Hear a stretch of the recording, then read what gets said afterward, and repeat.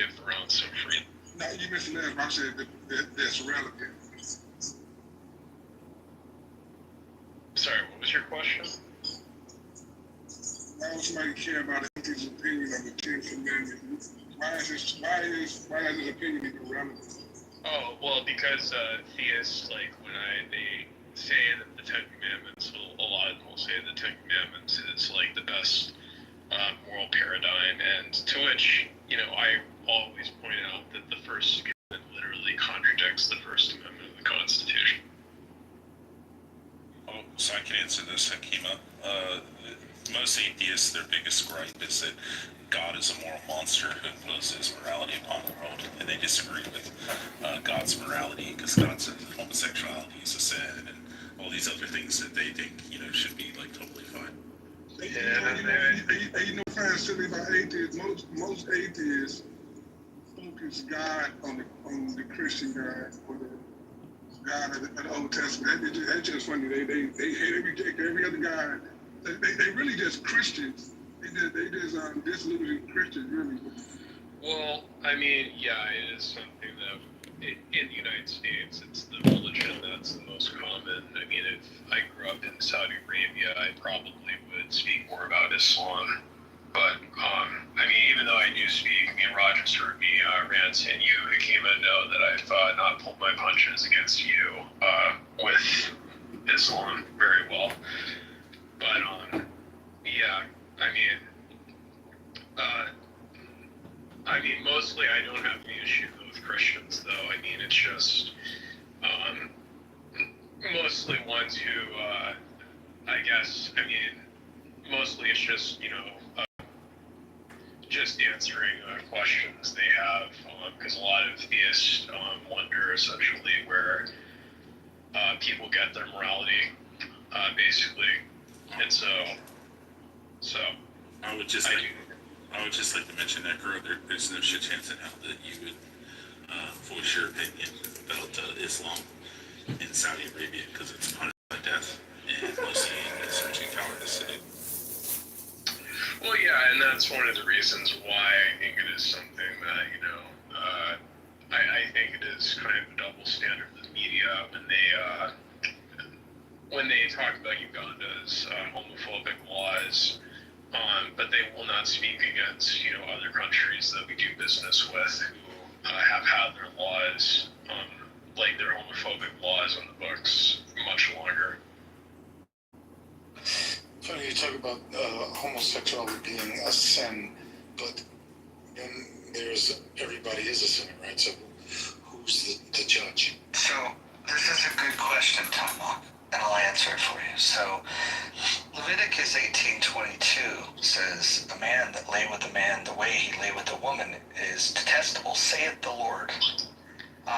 But also in Leviticus, if you scroll down a few, it says that if you wear clothing woven of two types of material, that is also a sin. So I would say that God has decreed that if you wear cotton polyester t-shirts, that is the equivalent in his eyes of having homosexual sex. I'd just like to respond to that. It's only applicable to people during the time that the temple is in existence. So if there's a third temple that's built, then that would be applicable today. Also, it's only applicable to Israelites. Wait, hold on. No, this may be true based on whatever theological studies you go through. What I'm talking about is rank and file Christians that will pick and choose the verses that they want to weaponize against people that have other sins that they don't suffer through. So I think the point is that while Christians have dumbed down the Bible and tried to create 10 commandments because they don't have good memories, the Torah gives you 613 commandments, and of those, it seems like if we were to go through the 613, the only ones that modern day American Christians care about is you can't be a faggot. Well, actually, the only ones that we should care about are the ones.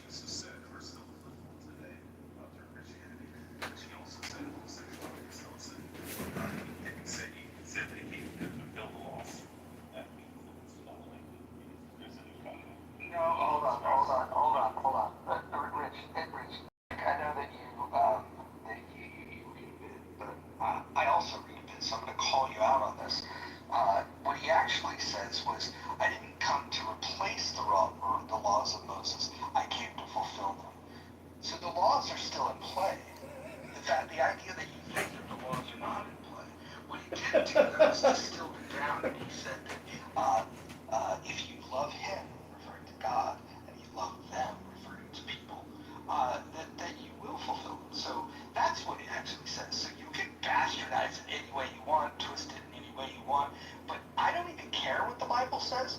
What I do care about is that there's people in 2025 that have a bunch of dust on their Bible that walk around saying that gays are going to go to hell.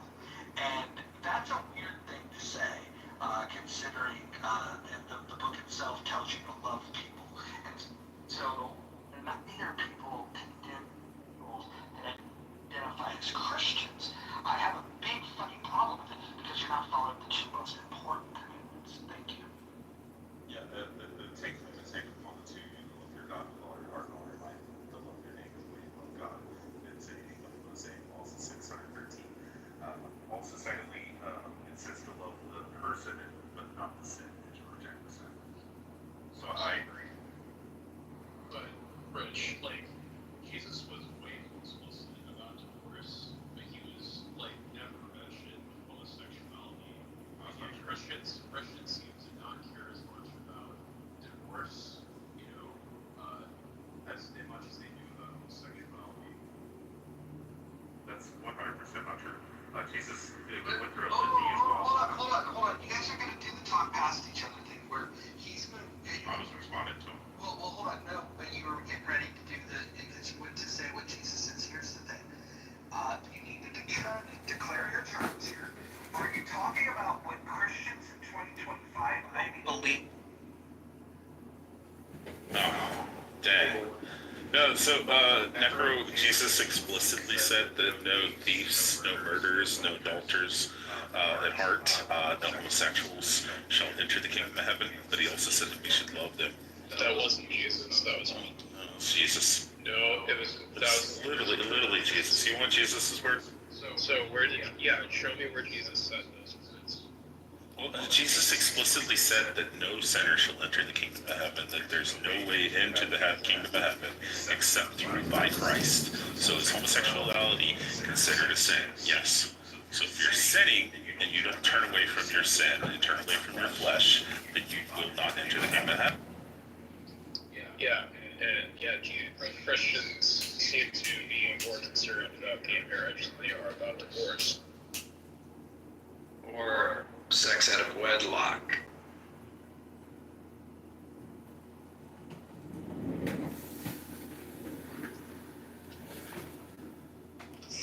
Yeah, it's probably a better practice to put all your attention on yourself and being the best you can be, not project on others. Yeah, like, in general, if you personally, like, think that gay marriage is something that is something that, I mean, that's just 100%. And I don't care, like, about your personal opinion if you keep it to yourself. Hey, hold on. Hold on. I'm supposed to know Joe Beach here. Joe Beach, get up here. Necro's got pressure. No, it's not correct. So, my phone died here. So I just wanted to, get you guys to get on track. Are you guys talking about what Christians claim to believe in 2025, or are you talking about what the Bible says? Because those are two very okay. So that's not the conversation Necro was having, because and this is one of the things where I think that this is not the place is that one person will reference the Bible.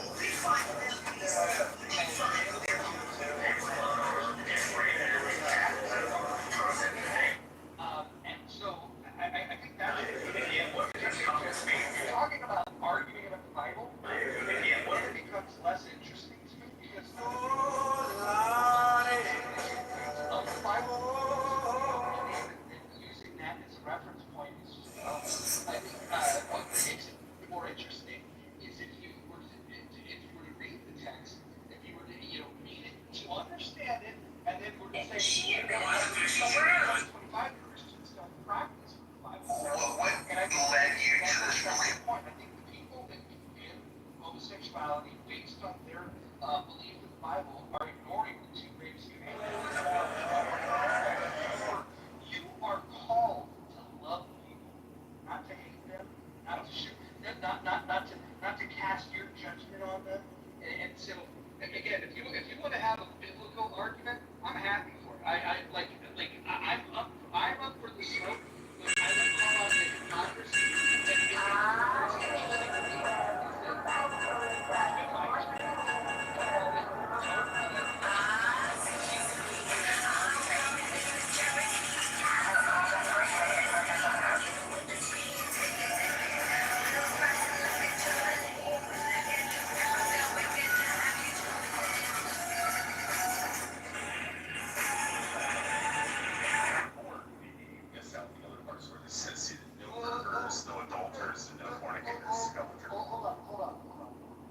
that is you were king cherry picker.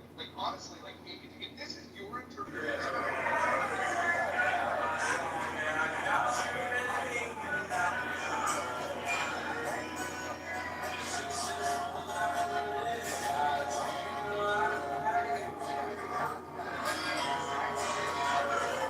Expire at the end of the next session. It's very, why would you judgment on any? God's in the control. And in fact, I would argue that it is a lack of faith that would cause you to call out the homosexual because you don't believe that God's got this. Go ahead. I also call out fornicators. I also call out drunkards. I also call out drug addicts and tell them that if they don't turn away from their fleshly desires, then they're not going to enter the kingdom of heaven. And Jesus says to the woman, because you're not showing love. Jesus says The two main things that God told you, what Jesus told you to do is to love God and to love people. If you're not leading with love, you're not going to heaven. I want you to let this sink in, right? When you look at your wife in the eyes, when you look at your kids and you're thinking of these fantasies of heaven, it's with your own belief system, you're not going to go there. You're not going to be there because you don't love. no, we're to love with righteousness and to judge with righteousness. We're supposed to call people out and tell them what they're doing is wrong. The same that Christ did when he was talking to the woman who was in the adultery. Can I answer, Roger, or not? Can I answer, or just say you better?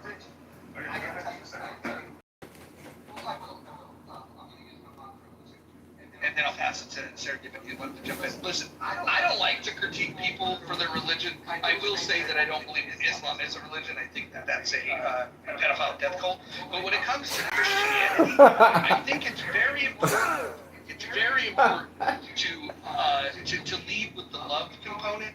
And when you find yourself being bigoted towards people that are committing sins that you don't struggle with, I think that what you should do is you should invest in a mirror. And you should go look at yourself and you should ask yourself what sins you're committing. And you should focus more on asking forgiveness for those things rather than the things that you're making. I love this lucky Jesus. Roger, it's just smart. Hold on to it. Roger, it's just smart to lead with your heart rather than righteousness, because people don't want to listen to a righteous person. Someone that's being right all the time. Right? It's about ego. It's about me, right? It has nothing to do with giving love. When you focus on the love in your heart, that is an open space for somebody to step into. Hey, this is Congressman. I'd like to be put in the queue. Thank you. No, you didn't actually get what I just said. Rich, What is against it? Rich, actually, when he calls us to righteously judge our brothers in Christ, that's who we're righteously called to judge. That doesn't negate the fact that we're supposed to tell people the truth. That's what Jesus said even to the woman who was convicted of adultery. Get up and go and sin no more. Because yeah, she became Christian. But what did he say to the Pharisees? Did he say that they're like white tombs? You know, that they're beautiful on the outside, but they're just full of dead man's bones? I mean, did he call them out for their, disbelief in God? It's wrapped up in story and not in human experience. It's wrapped up in your stories and your ideas and what you have. It's all in your head. But love, Sarah, can you please explain that to me? You're I was just gonna say, unfortunately, I am Christian. I probably do 2 to 3 hours of Bible study every day, so I'm I kind of geek out on my Bible study. And I will say that, the greatest commandment is to love one another like you love the Lord. But I do tend to get a little bit frustrated when people talk about righteous judgment, because that righteous judgment is meant to be applicable to our brothers and sisters in Christ. And if they're not brothers and sisters in Christ, I think it's one thing if they come to you and they ask your opinion and they tell you they're struggling and they're looking for your advice. I'm not telling you should lie to them and not be truthful to them. But if they haven't asked for your opinion, I don't think that it sets a good witness. Well, and serendipity, to further that point, what is the goal of sharing the good news? It's to turn people to Christ, is my understanding. Absolutely. I've spent a non-trivial amount of time studying this, and so when Rich communicates this stuff, that every fiber in my body says what he's saying is going to turn people away from Christ, not to Christ. Do you believe that homosexuality is a sin? I do. But you know what else I believe is a sin? I believe that telling a lie is a sin. I agree.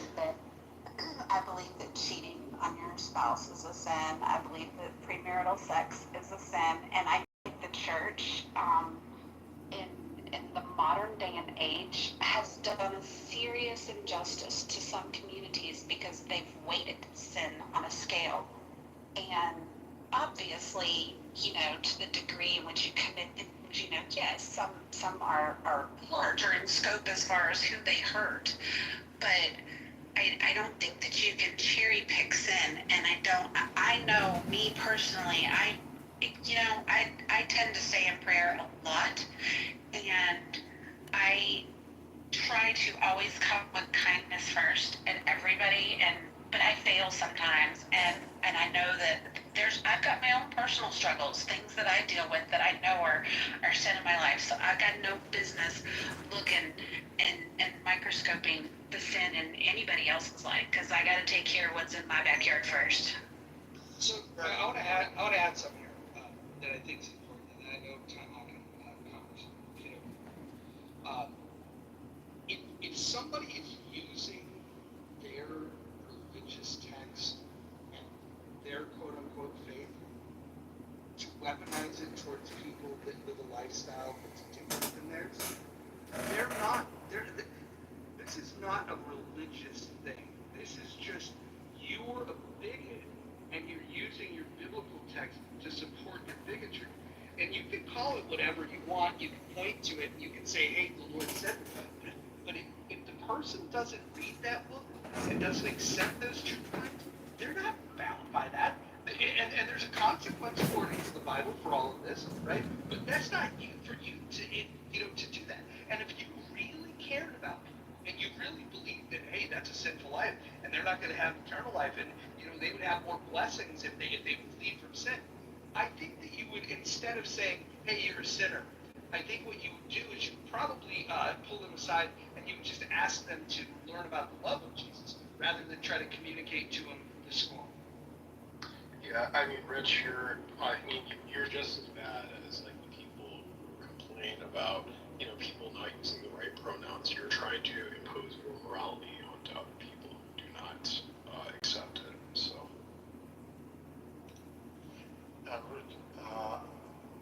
Years ago, I had an experience that changed my life. It was a supernatural experience. You could say I saw God, right? So God came to me. And I'm not saying this to brag or anything like that, because I've never been a religious person. I always believed in God, and I was never a religious person. Then I had some bad injuries. I train every day, twice a day, this kind of thing. Then I wasn't able to train for years, many, many years. And it really has you humble yourself. And so you should kiss the feet of God everywhere you walk.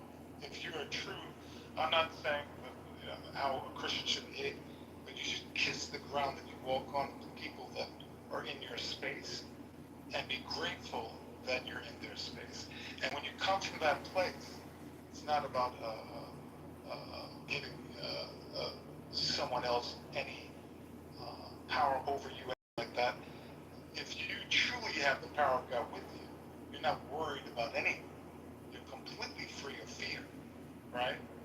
And all there is love. And nobody can deny that message. And you're not trying to fix anybody by being righteous. You're not going to fix anything, okay? You're going to just speak the word from that place. And that will resonate with people that are willing to accept it. Everybody else, you leave them the fuck alone. Serendipity, I have a real quick question. Yeah. Did Jesus say that we're to go and tell people who are not in the faith that they need to stop their sinning and that they need to come to Christ and his atonement? If not, they will not enter the kingdom of heaven. Jesus said to go and share the gospel. Yeah. Yeah, Jesus said to go and share the gospel, which I think is different. The thing of it is, they can share the gospel. Anything that I told her, let it sink in. Oh, I wasn't listening to you, Tom. I'm sorry. No, I just wanted to understand if he, I mean, it really, for me, I'm okay, but he's in the room, right? I want to know if he understood what I said. Oh, I don't listen to like spiritualism and stuff. Spiritualism? He wasn't listening to listen, Tybach. He was listening to speak, waiting to get his agenda points out again. Exactly. Tybach, do you believe that homosexuality is a sin against God? Hold on a second. Yeah, just I'm trying to get context to figure out where you're coming from. Because he's one of he's not here to do anything. So. I'm simply asking you a question for clarification. Do you believe No, homosexuality you're stuck, Mike. is a sin against You're God? stuck. You're stuck. Hello, moderators. How do you see that this is not convincing? You don't want to look at No, it doesn't matter if it's convincing. You're You don't want to look at yourself. if they don't accept it. Hi, timeout. Rich, Marshall, moderators. Wait a minute. Hold on. I just wanted to say one last thing. For me, like, one of the things that I look at in the scripture is how Jesus walked. And I will tell you that in every instance and in every story where Jesus is reaching out to people, he always leads with humility and compassion. And so, for me, in my witness and my testimony to people, I always want to lead with humility and compassion. And I don't, like I said, I don't think that pointing out sin in other people's lives is the way to get them to want to hear your story. I think that if you want people to be present and to hear, I mean, that's what scripture says over and over. Let those who have ears hear. Let them hear the story of the gospel. If you want them to take it seriously, nobody is going to take you seriously when you come at them with condemnation and when you come at them with you deserve that. Not coming at them with God is time beyond out. right and wrong. Trying to address her. The divine is beyond right and wrong. You're stuck in that. You're stuck in right and No, wrong. I just telling people the truth, and people don't like the No, truth. you're stuck in right and wrong. Hi, moderators. This is Congressman. I'd like to be put in the queue. Thank I you. conceded the same thing that Serendipity said, that Jesus will not, God will not accept the person who's an adulterer or a fornicator, a liar, or a murderer. All those people, But you're including about the everything homosexual. that's wrong. You're about everything. No, I'm telling people You're the not truth. talking about what's right about it. Jesus said the Pharisees are a den of vipers. You are telling people the truth, but it's not what you say, But it's all Jesus how said, you say it. how did Jesus treat the money changers in the temple? Did it say that he got 2 pieces of leather and went and beat them out of You the need to temple? learn how to Most do your people stuff. who sin are not the money changers of the temple, Rick. Yes, they are. No, They're all sinners. Sin is equal, Marshall. They're all sinners. But here's the problem. You should, when you share the gospel, hope somebody picks it up and makes that their life. Well, Jesus says only go to the people who have ears to hear Hold on. and eyes to see. Sales goes, it doesn't work very well when you lead with condemnation. It's Marshall, if they tell you to get off your lawn, let me finish, bro. go ahead, Marshall. He doesn't know how to do You're straw manning me. No, I'm not. I'm being honest. If you want anything other than self-aggrandizement because you told somebody they were doing something wrong, then you would look at how your words impact these people, because it's not just about you getting a kick off of telling somebody they're a sinner. No, it's not a kickoff of telling somebody that they're a sinner. It's coming with the good news. The first words out of Jesus' mouth in the New Testament is repent, for the kingdom of the Lord is at hand. Yeah. So, Hold Rich, on. Rich, I got to tell you, if this is the way that you approach talking to people about the good news, I would imagine you've probably stumbled more people than you've led to Christ. I would imagine. In fact, I can't imagine that this wins anybody.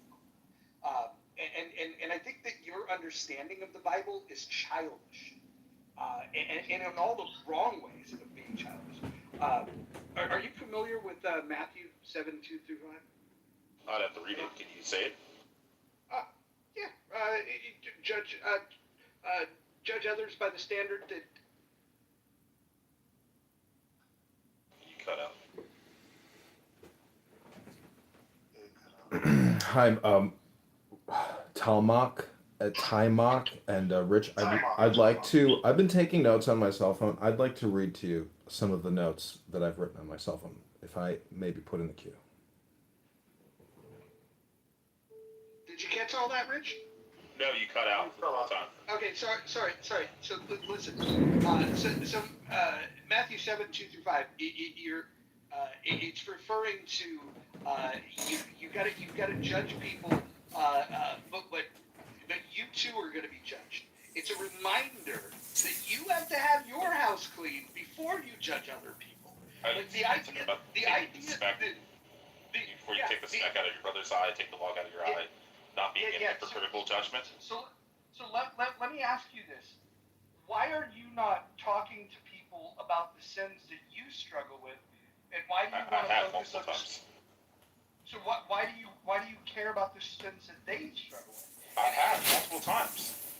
I literally said that I came right now currently frustration, anger, but I always ask God for forgiveness over it. That's pretty much it. How many people do you think you've led to Christ? How many people have I led to Christ? Probably about a half a dozen. I got a question. I would bet you probably turned off at least twice. I've got a Hey, question. Timok, before you do any questions, I'd like to get put in the queue. Thank you. Sorry, Timok. I'm just asking if I can be put in the queue. This is the last one. Rich, what made you compelled to become a man of God, to follow Christianity? What compelled you? Oh, I mean, the word of God. Mud sharks. Mud sharks prepared him to be a You gonna crash out, Monica? You gonna crash out? I'm just enjoying the hypocrisy. Yeah, I mean, I think the irony, Rich. Hold on 1 second, Monica. Hey, Timok, before you ask any more questions, I feel like I'm just going to go ahead and start talking because you gentlemen are no gentlemen. You guys this is a runaround, circle loop you guys are doing. These are the notes I just wrote. This reminds me of a friendly and fun book club discussion. Let's all be at peace, now and forever. I have listened with profound respect and conscious awareness, and I would like to use my time to share with you just 60 seconds of Bible flashcards. Before I share, take the deepest breath of the day. Hold for 10 seconds. Release and say, I am a clubhouse flower. To the man who pleases him, God gives wisdom, knowledge, and happiness. The Holy Spirit produces this kind of fruit in our lives: love, joy, peace, patience, kindness, goodness, faithfulness, gentleness, and self-control. In your strength, I can crush an army. With my God, I can scale any wall. I will lift up my eyes to the hills, from whence comes my help. My help comes from the Lord who made heaven and earth. The Lord will open the heavens, the storehouse of his bounty, to send rain on your land in season and to bless all the work of your hands. Your Father knows the things you have need of before you ask him. Blessed is the man whom God corrects. So do not despise the discipline of the Almighty. Here's what I want you to do, Clubhouse brothers and sisters. Take your everyday, ordinary life. Your sleeping, eating, going to work, and walking around life, and using Clown House all day long, and place it before God as an offering. Embracing what God does for you is the best thing you can do for him. Yeah, see, time back. Hold on, guys. You want me to respond to it? So what I was going to say is, this is why you don't respond to people like Congressman, because Congressman's not even I know exactly. Congressman is not even a Christian. He's a Taoist. He's a goofball. He's a Taoist. He's not even a Christian. Can I ask just one question? I want to know. Anybody can ask one question, it's not red. Yeah, I want to speak too. Put me in a queue. Necro started all this. There's no queue, Joe. Congress, I just want to. You were reading a passage clearly when you said Acts. Was it AXE or was it ASK? I just want to know. Well, that's rule number 11. You have to say Acts. Oh, you have to say Acts? Oh, all right. Can I jump in real quick? I just have two sentences. That's my question. No, you're not quick. I'm speaking. How long do you have time off for your question? It's going to be a long response. Rich. I listened to you last night and know your answer. So let me finish. We are called to be disciples, to lead people to Christ, and if they want to come, that's their fucking business. Exactly. And what do we do if they reject it? Because, let me finish. You keep interrupting. Is that your mantra? No, I was adding to what you're saying. I said, what do we do if someone rejects Christ? Well, I'm going to finish, whether you like it or not. We lead people to Christ, whether they want to come or not. It's their business, because they have to love Christ and have a relationship with him. And I don't mean any horn dog kind of relationship. I mean, you love him or you don't, and you're a Christian, and if you don't embrace it, that's your life. When you go off and don't you are weird. You for a second. I thought you were done. Yeah, Sorry. wait, Hold on. We're gonna let Joby finish, and then I'm gonna speak. Just so everybody feels like they need to jump in. I'm gonna speak. Joby. Thank you. I'll be short and sweet. The question I always ask people, and you guys have heard it before, whose name do you call when you accidentally drive off a cliff? Because that's your savior. Whoever it is, if it's hell or shit, or most people say, oh Lord, and that's what I'm going to do. And if I see you in heaven, yay, hallelujah. And if I don't, I attempted to follow God's will by trying to be a good disciple. I'm sorry for interrupting, but I couldn't stand it. No, this was great, Joey. Thank you. You'll need me to help you more. Hold on, I'm gonna jump in, Necro. You can't flirt with her right now. I gotta finish. So, Rich, when you confront people that are homosexual, what is it that you're hoping to get out of that? I don't confront people that are homosexual. I confront people that are sinners, and I tell them all the things that God's commands that are sins. It states that are sins, and that we should turn away from all those things. And what is your expectation in communicating that to somebody? That the kingdom of the Lord is at hand, and repent. Do you think there might be a better way to maybe get them to embrace Christ? Maybe read them some passages that maybe ask some questions about things that would make them feel good, and then talk to them about the love of Christ. Why wouldn't you leave? You know, when Jesus returned back to his hometown, he was sitting there and he was declaring himself to be the God. They wanted to throw him off a ledge, and he doubled down and said, "Yes, I am your God." He told them very clearly that he is God. He is the anointed one, the Son of God. So he doubled down. So if people don't want to accept it, that's on them. Jesus, silly. Yeah, that was Jesus, and Jesus commands us to do everything in his name, the same as he does. I've been tell you, if you guys really believe this shit, this is why Christianity is not growing at the same rate that pedophile death cults are getting their numbers. I'm going to be honest about this. Aside from the guy that goes to the fucking funerals, with the signs, I can't think of a worse messenger for Christ that I've ever met.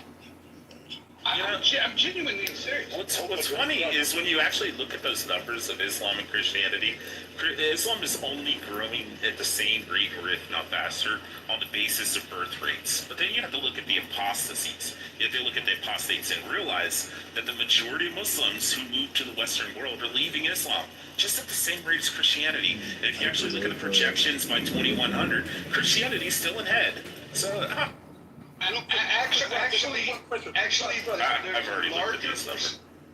there's a larger percentage of people on planet Earth that are non-religious than any time in human history in 2025. There's 4 billion followers. The reason why there's a lower percentage, the reason why the numbers are declining, is because people are turning away. There's a lot of things. There's some people are embracing science, some people just don't believe the truth claims, and then there's people that message this stuff where it sounds very hate-filled. I'll be honest, when I hear him talk about the Bible, it sounds to me like it sounds like one of the most unattractive things that I've ever heard. It sounds like a cult leader that's trying to shame people, and that you're looking for the weakest person that might hate themselves just enough to believe your bullshit. Because you would say that as a person who denies Christ. First of all, I don't know how. Hold on. I don't know how old you are, Rich, but I would imagine that I've spent just as much fucking time in a church that you have. I would imagine that I've read the Bible just as much as you have. Hold on, listen. You reject the truth. And I'm going to tell you what you're rejecting. Yes, you do. Because I'm going to tell you, everyone that I've ever met that inspired me, that made me think, oh shit, there's something to this. You know what they had in common? They had a genuine love in their heart that you could feel. You didn't even have to fucking hear it. They were the type of people that could walk up alongside you, put their arm on your shoulder, and didn't have to say a fucking word. You just knew that there was a love that they were trying to communicate. There was none of that coming through with what you're saying. Yeah, and a lot of the people that came up and made you think about Christianity also told you that all the things that you think are morally acceptable, probably they agreed with, and said, you know what, yeah, you're right, we can have transgender pastors and all this kind of stuff. No, hold on. Let me tell you something. Pastor Dan Larson he moved to Colombia to pray over a water so people could drink it without getting fucking cholera. This is a fucking guy that, he didn't sit in a clubhouse bitching at homosexuals. Wait, why are you talking about a guy that prays on the weak? You literally just said you don't like the people who pray on the weak. 100,000 people in a crowd in Kenya gave their life to Christ and whatnot. We're talking about a person that actually walked. You're saying he's praying on the weak. You're on Clubhouse. And you're atoning. You're talking about testifying about a guy who prays on the weak. You said, you're crashing out. No, I'm not. I'm calling you out. Yes, you are. It's not crashing out by calling you out, Roger. You're crashing out. You just said. You're constantly interrupting his room. He's the say, he goes into Africa and prays on the weak. May I finish, fake Christian? The most godly person you could testify to is one who you just said prays on the weak. See how that works? I gotta tell you.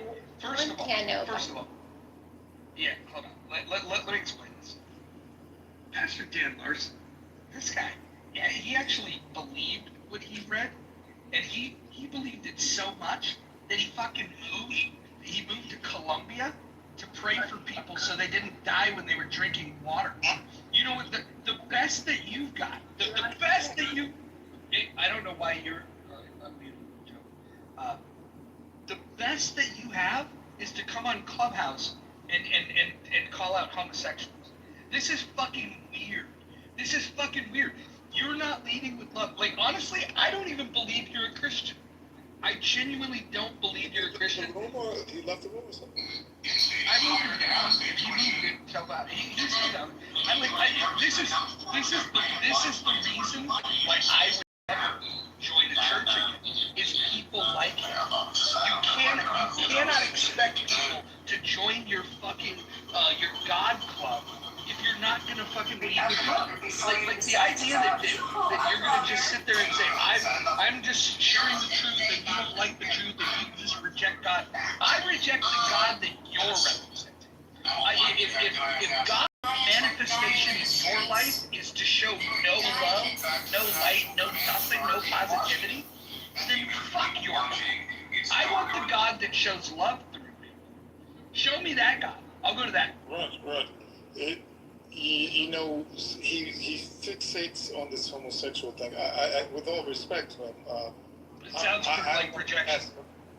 Yeah, I had a question if he has ever had those feelings for men, you know, and is so disgusted by that within himself that he's fixated on other people. And maybe he would answer that question. Yeah.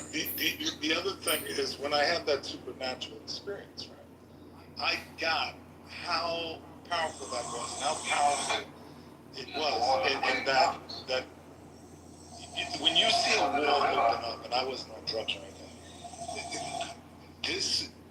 it was so intentional, it was so powerful that there was nothing I've ever experienced anything near it, right?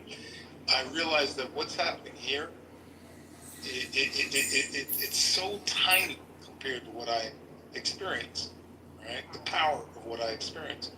This is tiny. So you know, whatever he's doing, he's just making what he's making his opinion bigger than God, his own personal opinion. Yeah. He's living an idea rather than living the words of God. He's living the idea in his head, through his filter, rather than through. Hold on. He has the right to reply. We can bring him up, but I just want to say this: that if this is the way that people are going to teach their religion and share it with other people, it's just going to continue to shrink. And if that's what's at the church that he attends, then I'm hoping that it shrinks. I'm hoping it just gets so small that it goes away. This is, it's the craziest thing in the fucking world to join a religion that professes that God loves you and God wants a relationship with you and God wants you to share the good news. And then what you got the marching orders to was to go out and be like, hey, faggot, you're not going to heaven. I don't think that shit works, dude. I think it's gross. I think it's super fucking gross. And by the way, if somebody wants to hear my opinions on homosexuality, it's very simple. Consenting adults should be able to do whatever the fuck they want to do. And by the way, if the truth claims in the Bible are true, they're going to have to reconcile that themselves with God. They don't have to reconcile that with Rich. Rich, you're not the intermediary between somebody's salvation.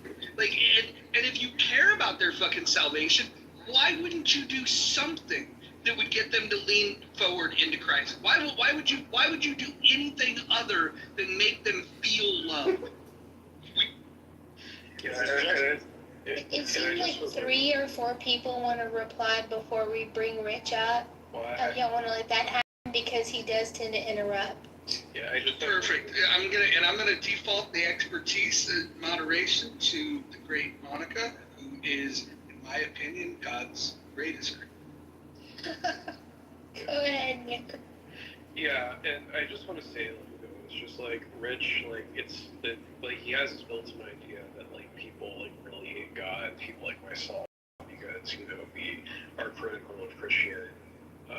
But I think it's really, I wish people, if there was a creative universe, I don't know if there is a God, but I would like to think that, people to think better about that's person if there were creator of the universe, because I highly think it's an insult to the creator of the universe that he would care about the pettiest shit about who two men sleep with each other or in what position they sleep with each other. God created this whole universe and he cares about the littlest shit. It seems pretty petty to me as a person who doesn't believe in God. And that just to me is is you're meaning to tell me that, that's what the creator of the universe cares about. It seems pretty silly. I think the very biggest mistake that he made was the most powerful way to incite change in anybody is by motivating an internal motivation. So the psychology genre for this is called motivational interviewing. We use it for substance abuse, for any type of addictions, and when you're trying to invoke change in somebody, the first thing you want to do is find that internal motivation, and that's the number one way to get somebody to make change. Not attack them, not say negative things, not say anything that would turn them away from you. You want to make an ally. So I think that if you're really trying to be a missionary and bring people to Christ, maybe look into motivational interviewing, because it's the best way to help people make change without feeling like you're just sending them to hell, because I wouldn't listen to that for 2 seconds. And I definitely believe in Christ, but the way that you speak about it, so is ick appropriate? Yeah. It is appropriate. I agree, So and I think that's probably why he sounds like he comes off as a used car salesman. That's the level of sincerity that I got from his whole. Okay, so let's do this now. We've shit on him, and we're gonna bring him back up. I don't think that look, if our critique of him is that he's not showing love, I don't think we're gonna do any better by not showing him love. I think we've made the point that we don't. We're showing him love, Roger. We're showing him love. That's what he's not. Are we? Well. Here's what I would say. I genuinely hope that the God that he reads about touches his heart and changes the way that he approaches people. That's what I. 100%. 100%. That's a really fire of a prayer. He's disinclined to join this stage. I think he's had enough of us, so we're gonna let him stay. He's been invited up, but he's disinclined. But Monica, maybe he might answer that one question I asked him, which was, what was his experience and what compelled him to want to follow Jesus? What was it that happened to him? I was just curious about that. Was he willing to answer that? Maybe answer in the chat. So now he thinks that everyone on the stage is an atheist. It's amazing. Is there anybody on the stage that's an atheist? Anyone? I'm agnostic. So no atheists on the stage. Amazing. I'm agnostic. Dolly, have you seen your back channel lately? No, Paco Pete.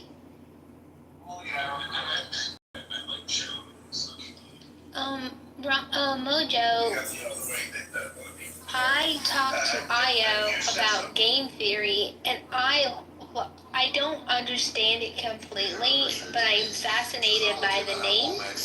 And he said he'd be willing to do a room replay discussing game theory. Would that be a good conversation for him?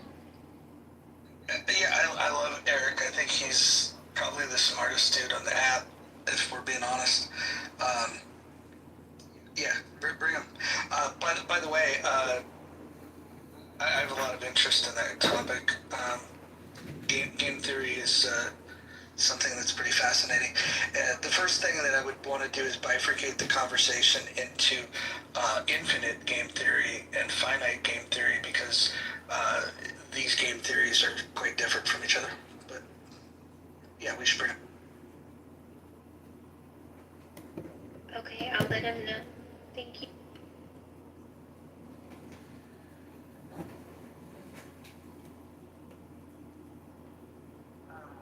Hi, Mr. Mojo. I have a question for you. Why don't you ask me? Well, first of all, I want to compliment your new PTR. Every day it's getting better. And this is the question I want to ask you. Can you define the variables on Clubhouse in terms of word or communication game theory? Thank you. Let me think about it. I don't want to just blurt out an answer.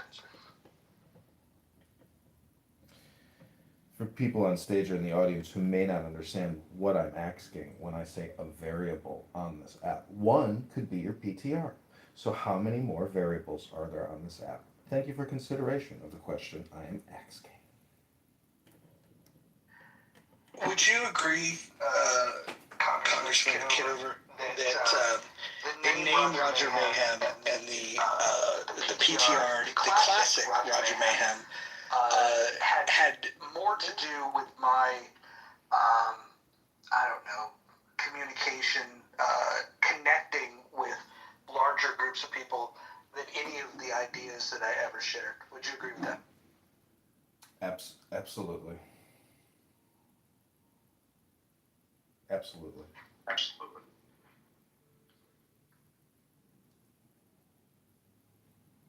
Yeah, there's something to be said about the right name and the right PTR. I think bio is unimportant because you can have no bio, or you can have.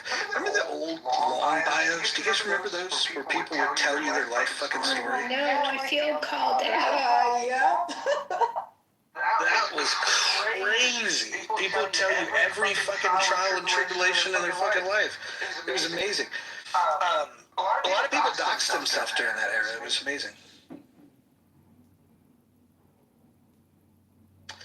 Monica, do you recall a room in which my microphone stopped working and I couldn't figure out if it was the app or my phone, and you helped me sort that out? Do you remember that? Really? No, this was a long time ago. This was years ago. No? I'm gonna trust your memory. Okay. Anyways, the microphone was not working. Actually, I'll back channel you the relevance of why I'm bringing it up. I just thought that, never mind. I won't mention the rest of it. I'll back channel. Oh my god, what a cliffhanger. Oh no.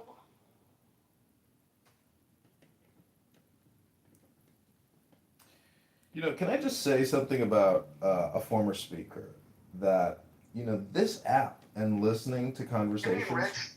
Yes. Yes, listening to people have uncomfortable conversations makes me physically and emotionally uncomfortable.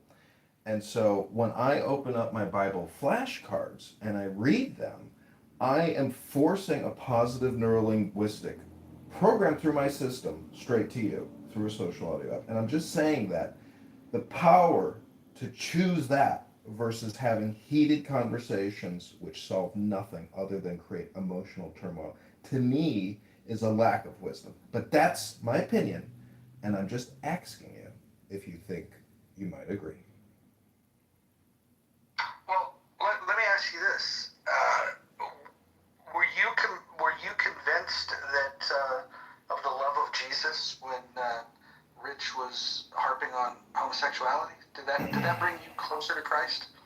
Well, no, because he is just another guy on a social audio chat app giving his opinion. I know if I want the source, all I have to do is go to the material and contemplate it myself. And, you know, it's not. See, people's opinions here are not true. Silence is a far greater truth than anybody's opinion words that they, you know, information exchange on this app.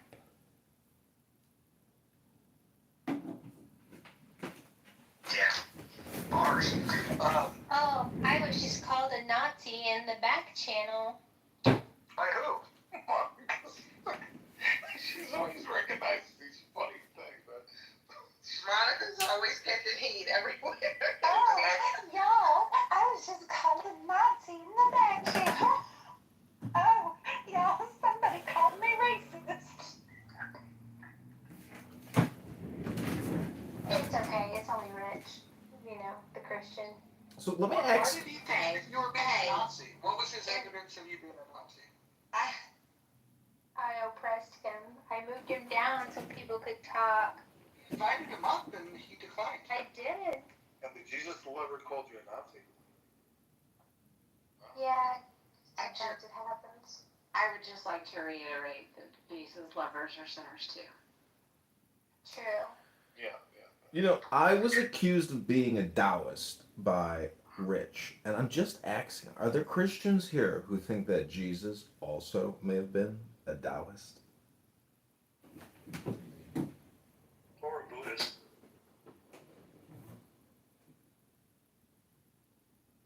It's funny about those life after death, right?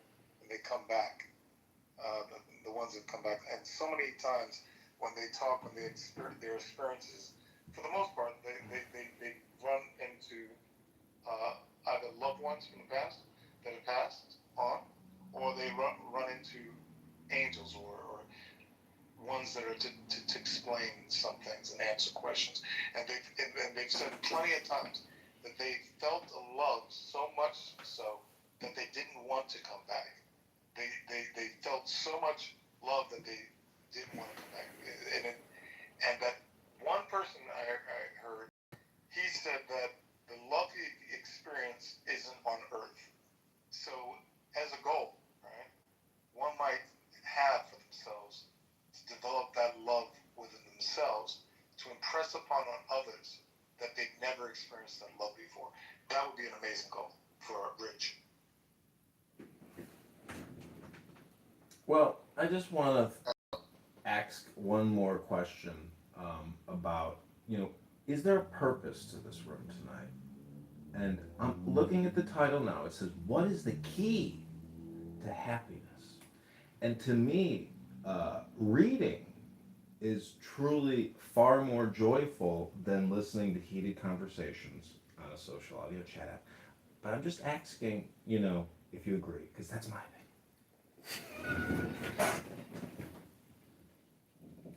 I want to read to you a ChatGPT response. I had asked, what would Jesus say about people condemning homosexuals as they're leading to a conversation? And what ChatGPT says is that challenge sin after a connection is made. You should lead with relationship and dignity rather than condemnation.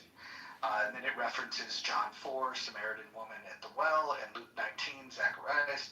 And then it says that you don't want to drive the person away. Pretty much the same thing I just told Rich. And then it references John 8:10 through 11, where it says, woman caught in adultery, neither do I condemn you. Go now and leave your life of sin. So it very specifically says that you should not condemn them. Even if you are going to point out their sin, it shouldn't be in condemnation. It should just be an FYI. Yeah, it's interesting. I also took the time to ask in Iraq, did Jesus say anything about homosexuality? And they say that the New Testament doesn't record any direct statements from Jesus specifically addressing homosexuality. Correct. I actually put that in the chat to you, Nico, too, that you were right about that. Paul is the one that addressed sexual immorality. Jesus Christ, in fact, the only thing he condemned was adultery.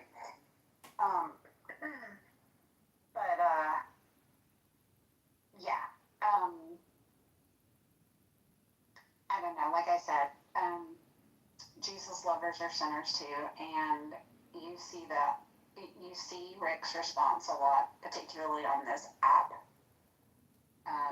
Even in the Christian rooms, you go in there and there can be a little, let's just say they don't lead with humility and compassion, which I think if you want to make a connection with somebody, if you want to make an impression with somebody, you do have to establish that relationship first. You have to meet them where they're at. That's what Jesus did time and time again. He went and met them where they were at. But yeah. Yeah, I mean, I was gonna say it earlier, but to me, I've said before, it's my main issue is the people who want to legislate law against the rights of gay people personally against gay marriage. I mean, that's just a personal opinion, and yeah, no, if there's anything to do about personal opinion, but you know, who gives a shit in my opinion.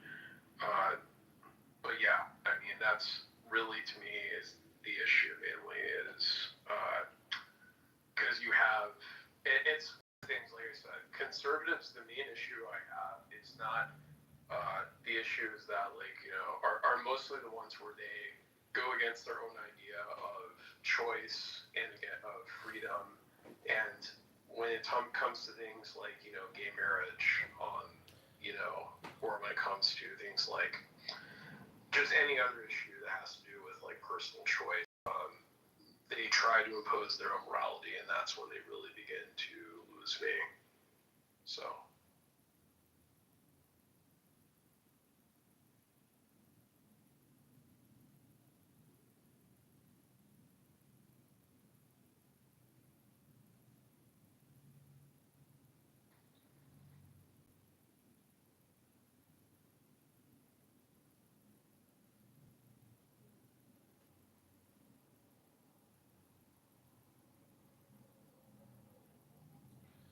I put in the chat, joy is now. If you want to push it on social audio app, you are wasting a precious energy and personal joy of being in your now.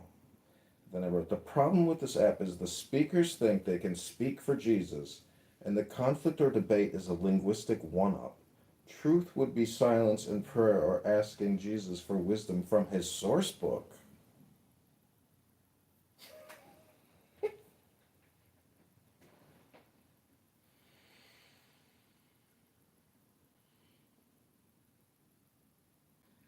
Yeah, and I mean it's interesting though. It's like the only reason I talk about why Jesus said is because the objection that people make in regards to things like gay marriage is talking about what Jesus said, and Jesus was way more explicit about divorce and about greed than he was about gay marriage, and yet divorce. I mean, the Bible Belt is also called the divorce belt, but people are not as concerned about, getting rid of divorce for people who are abusing it as they are about gay marriage.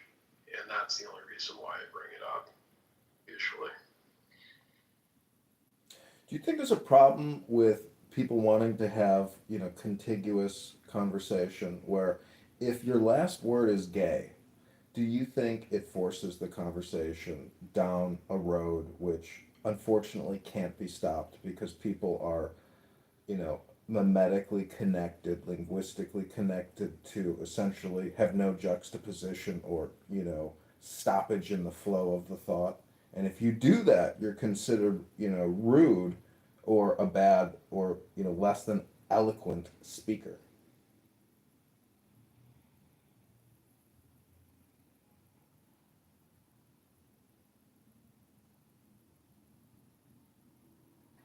Sorry. Where did Monica go?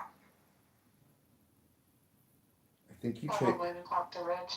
I think you're chasing her off with all your flattery. Roger.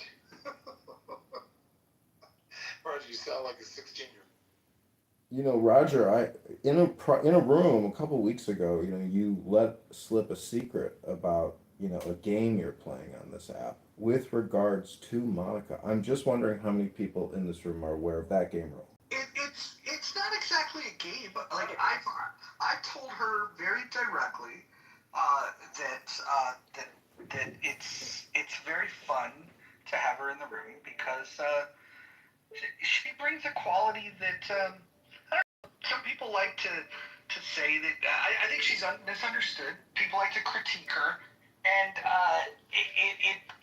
it's easy to gather the haters. And so yes, she's well aware, by the way, of the fact that I find value in multiple ways of having her in there. The rule or the trick that you're playing on everybody or the game that you're playing, and now this is not a negative game you're playing, so I don't want to concern anyone in the room. What I'm just saying is that game you're playing if you were to do that game with everybody, it would yield tremendous results for you personally. Don't you agree? Instead, most people are in terrible conflict with people all the time. Road ragers.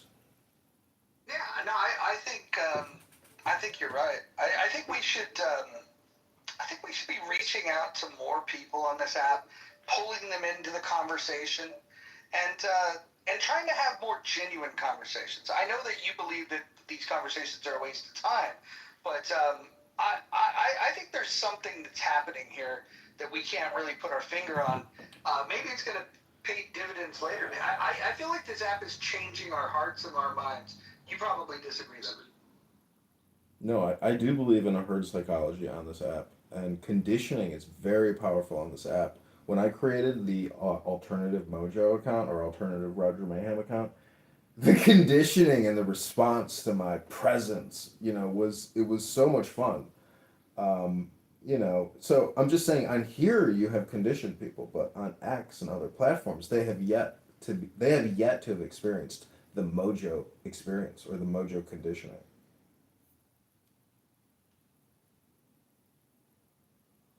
Yeah, maybe we should expand this stuff too. I want to start doing rooms at the same time that Gary Bumgarner does his rooms, and we'll come up with a name that's the opposite of the critical thinking forum, but we'll just have a little bit of a flavor, and we'll just get a topic. Yeah, I think it's interesting though. The main reason I put family as the answer is because having a good mother is a good key to happiness. So Well, a lot of people who do not have good mothers or have had terrible conflict with their mothers, uh, my mother has had terrible conflict with her mother, but, to me, if you don't use books to essentially rationalize and, transcend above a lot of like conditioning or, inappropriate behavior or abuse, things like that, to me, that's the superior way to essentially, improve your life and recondition yourself, for joy and success and health and wealth and love. But John, what do you think of the argument that some people are afraid to read because it might change their mind and they don't want it changed?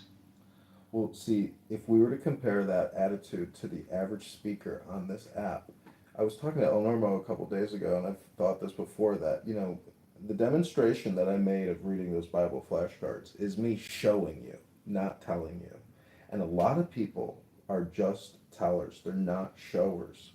So it is a little subjective objective where your interpretation is going to conflict with my interpretation or my understanding and comprehension. And we use terms. So what do you mean you were showing? You were speaking. What do you mean you were showing?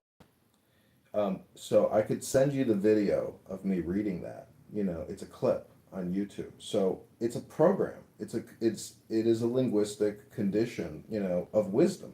The point is wisdom is supreme. So if you communicate wisdom and even if you force it, it's still better than having endless conversations and heated debates on a social audio chat app. It's just obvious. It's books. It's the book club. Didn't answer my question. Well, I'm trying to show you basically A versus B. And you may not think I answered your question. That's because you just didn't enjoy my response. But that's, not a me problem. No, not at all. That's not what it is. When you show somebody, right? Okay.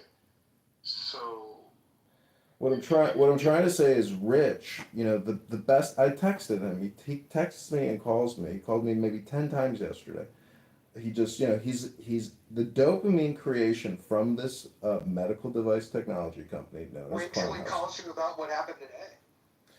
Well, no, I mean, what I'm trying to say is that, some people can't let it go, but if you were to just read Bible flashcards, it resolves all conflicts.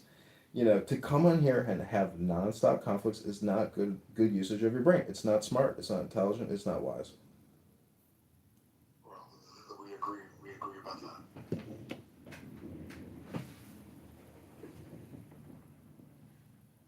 I have been. Since it's the title of the room, can I share some love of Jesus? Oh, do Please so. do. You shared your other type of love last night. Right? It's going to seem very oxymoronic. Okay, so I was a Christian. I was raised in a Christian home from birth. I went to a private school. And faith I had a very childlike faith. It came very, very easy for me. Call it the influence of my parents, my church, whatever. It just came very, very easy for me. And I was very content to have my happy little relationship with Jesus and know all my childhood Bible stories and sing my hymns on Sundays. And pretty much throughout my entire childhood into my early adult life. And back in 2004, my sister lost her husband and her 3-year-old son and her 8-month-old daughter in a car accident. And I was very, very angry. It was my first crisis of faith. I was really, really ticked off at God. I couldn't understand how he could take her every reason for living away from her. I feared that she committed suicide and, like all the worst things in the world. And I can remember being at the funeral, and the pastor from our church came to pay his respects. And, he comes up and he gives me the hug, and, if there's anything we can do for you guys, please let us know, blah, blah, blah. And when he hugged me, I whispered into his ear, I said, look at that coffin. I said, you look at that man holding 2 babies, and you tell me how a merciful God could do something like this. I was really angry. And a little while later, they put us in this little holding room before they walked the family out for the funeral procession. And I just remember thinking, I just want to get my sister through this day, and then just one day at a time. I was really, really scared for her. And I remember they brought my sister in to that room right before they were going to walk us out. And I walked across that room thinking, I just got to hold her up. I just got to get her through this day, And I went over there and I put my arm around her. And the Bible has a verse about a peace that surpasses all understanding. And I would never be able to articulate this in a way that you could understand. But in that instant, I physically felt the presence of the Holy Spirit wrapped around us. And after spending 7 days furious at God and questioning everything, I just knew that we were going to be okay. I didn't know how, but I knew that we were going to be okay. I physically felt his presence, and I know that sounds crazy, and I know that this is anecdotal. This isn't for purposes of persuading anybody, but but here's the thing. It always stuck with me. You don't experience something like that, and it not this profoundly change you, and it did profoundly change me. I suddenly became a reader and a studier of the Word, and just wanting to understand everything in the Bible. And then 20 years later, I wake up one Sunday morning and I hear a nebulizer in the bathroom going, and the light's on, and my husband's not in bed, and I go to open that bathroom door, and literally the instant before I turned that doorknob and opened that door, I felt that same presence, without having any. My husband was not sick. He died from an asthma attack. But I knew before I opened that door that my husband was gone. And fair enough, he was, but it was the exact same physical presence, and just I've got you, and this is gonna be okay. And like, I knew, so like, that's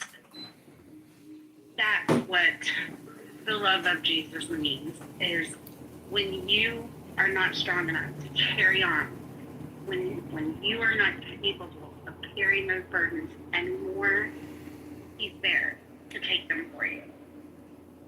I share my little story. Yeah, that was. Yeah, Sorry. Thank you. Yeah, that's beautiful. That's beautiful. Yeah, I'm so happy for you, Serendipity. I'm so happy for you. That's yeah, right? Like that you can get through all that and have that real for you, right? Yeah. Yeah. Then you can face anything. And good. You want to say something just really badly right now? No, you can finish. I just, I'll let you say on this. No, mine's is different from what you guys are talking about, so. It's look, it's yeah, because what she said, look, until you experience something that can appear at face value so tragic, right? Things can happen to any of us, right? So for her to have that, her heart being able to be touched that way, to keep her moving through life with that knowingness is really special. I mean, it's something. Yeah. I just wanted to say, I posted in the chat a video of, it was an old video I always remember. It was a minister who punched a kid for Jesus, and it's just so hilarious what him being proud of punching a kid. And I, yeah, it's just funny because he literally says to the kid after he punched him, when you're going to stop playing games, God.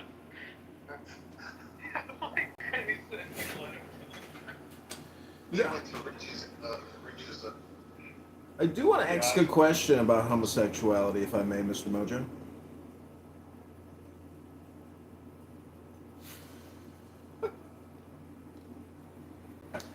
Serendipity, if you could field this question as moderator. It's my belief and opinion that the crucifix symbolically represents a horizontal line and a vertical line. The vertical line would represent what we call the phallus, or maybe the Holy Spirit, or man, and the horizontal line might be represented as a woman. So it would be two genders, man and woman. That's the symbolic, metaphoric opinion that I have about the crucifix. So I'm just asking, if the Bible says, two men having sexual relations is frowned upon, do you think it is the destruction of that beautiful crucifix?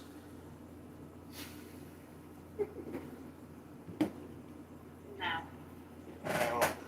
See what she, John, see what she expressed, right?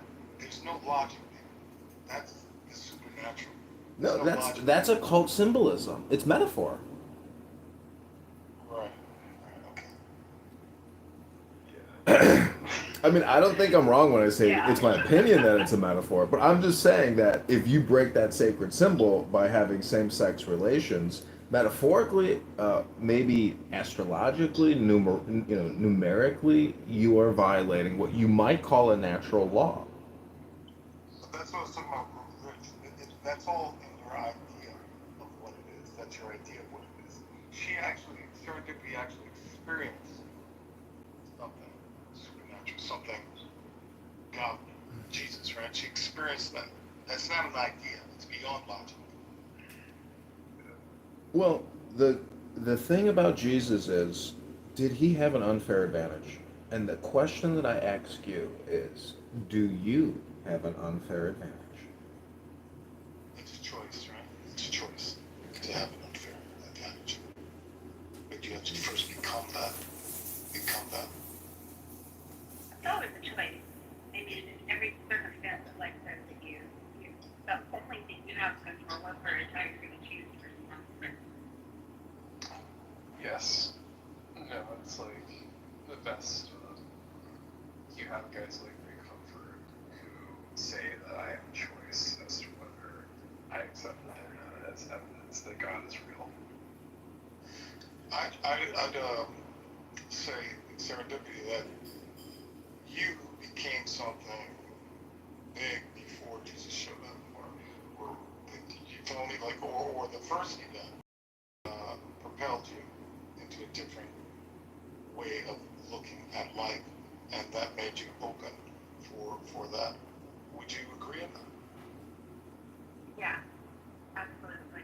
I mean, I don't know, you don't go through that kind of grief and it's not have profound impact on life, you know. And honestly, losing my husband all those years later, that was a whole another kind of grief. It was very different from the first time around. But I mean, I learned some important things, you know. I watched my sister struggle with alcoholism for a little while, and so, you know, my husband and I, we were never really big drinkers, avid drinkers, I guess. 2 years of July, that kind of thing. But we were never, we didn't drink a whole lot. But I saw my sister praying to alcoholism, and so, like, I just made that conscientious choice. I was like, tonight is the thing. I'm going to do like girl wasted, and then I'm not going to drink for the first year. And I didn't, because at the time I had a 12-year-old little girl who was still at home, and she was watching me to figure out how to navigate this grief. And I didn't want the loss of her daddy, who was her favorite person in the whole wide world, to be a crutch or a reason why it didn't go after what she wanted, you know, because he would have never wanted that for her. So, you know, I had to make a lot of choices about how I was going to respond to it. Yeah, no, that's definitely one of those that I could offer a few years ago, where it's like, because, you know, I could offer what religious is, what do I believe happens when you die, because I just simply would say you rot, become fertilizer. So I'd just like to point the room to the attention happiness survey. What is the key to happiness? Is it your health? Is it your wealth? Is it your family? Or is nobody really happy? We have 34% believe that health. Family is number one at 38%. Health again, 34. Nobody's really happy at 23. And wealth at 7. If you're a new speaker in the room and you want to come up in the muff and come learn the love of Jesus. Yeah. I wonder, like, when, Mojo, when you say nobody's really happy, if you mean it the same way, and, like, when you say that altruism really doesn't exist, like, the appearance of it does, but, like... Look, it's fleeting. It's temporary. There's a reason why we say, pursuit of happiness. If you caught it, you wouldn't know what to do with it.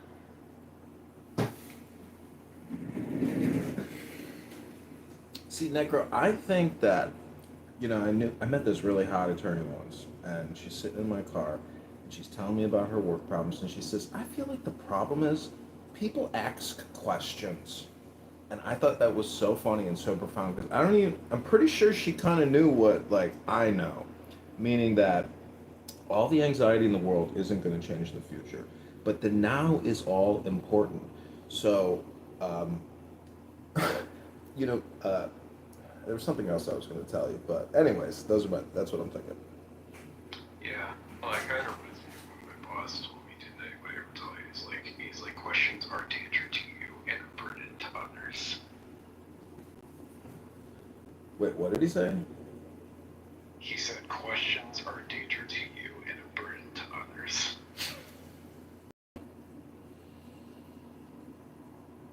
So if family is number one, you know, the Hebrew term is Elohim, which is divine family. So, I mean, it's not just Jesus, right? I mean, supposedly God the Father, the Holy Spirit, the Trinity. You know, Mojo, let me ask you a question. Do you think that the universe, and I'm talking about the infinite universe, is that technically almost like a machine or some type of god, you might say. Is that, does it take the whole thing to have Earth or Earth and this cell phone conversation right now? Is it all one? And is that not the true definition of God, which is ONE? It's an interesting question, and I don't fucking know the answer. I don't think anybody does, but what I'm leaning towards, I can't prove this, but what seems compelling, or at least I like hearing about, is the idea that not only is the universe expanding, like, so you have the Big Bang and then expands, but then after it expands to a certain point, then it's going to bounce back, and it's going to come back, and then it's going to come in tight, and then it'll be another Big Bang. I think that there's a cyclical nature of the universe. This is what I believe. I genuinely believe this. I have nothing more than just the arguments that I've heard made for this resonate with me. It sounds the most plausible that that matter explodes, and then the universe expands, and then it reaches its limit, and then it races back and pulls all back together, all matter, and then you have another Big Bang, and you repeat, rinse and repeat. Don't you think it's interesting that when we communicate and discuss the Big Bang, many of these terms are sexual?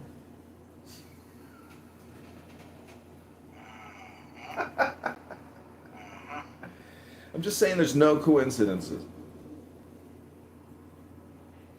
Yeah, it's all one. O and E. So isn't like Neo, from the Matrix, basically that's the one. So if Jesus is, the Neo, I mean, these conversations have been happening in Clown House for so long, but they're not new.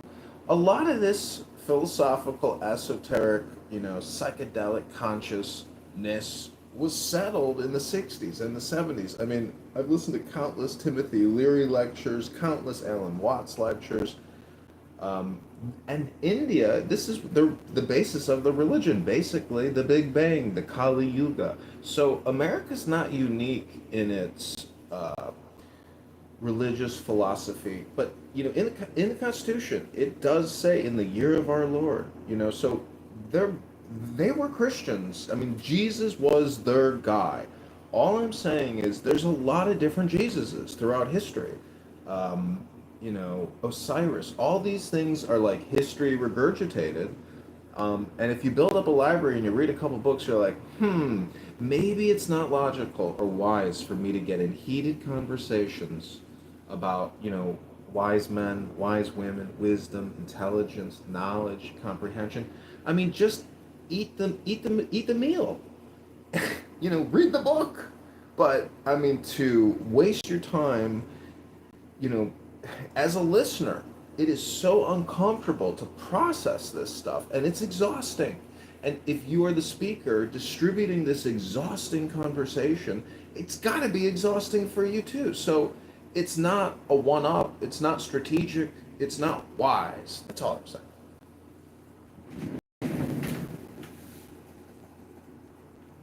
We need another poll, Mojo. No, I'm going to post something. It is a new house that is forming that you guys are going to be very excited about. I kind of pull out just references like whether the world would be better if more people acted more like Jesus. Because I would like to know what people's reasoning would be, why they would disagree with that. Well, if they're acting anything like Rich,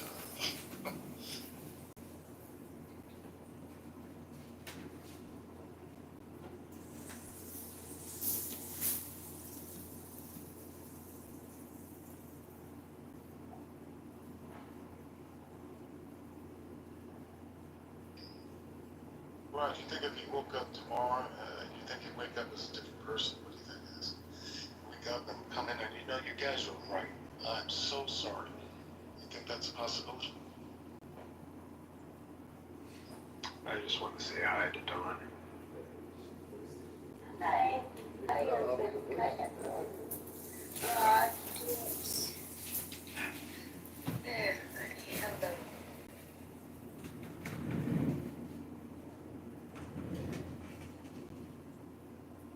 So, in Hebrew, ruach is breath, and in Latin, it's spiritus. In Hindu or Sanskrit, it's pranayana. So, to me, if you want the breath of life or the Holy Spirit, you gotta breathe. And guess what happens if you stop breathing? He's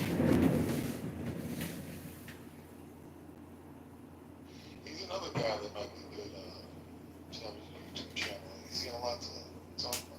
You think about getting a YouTube channel, my friend?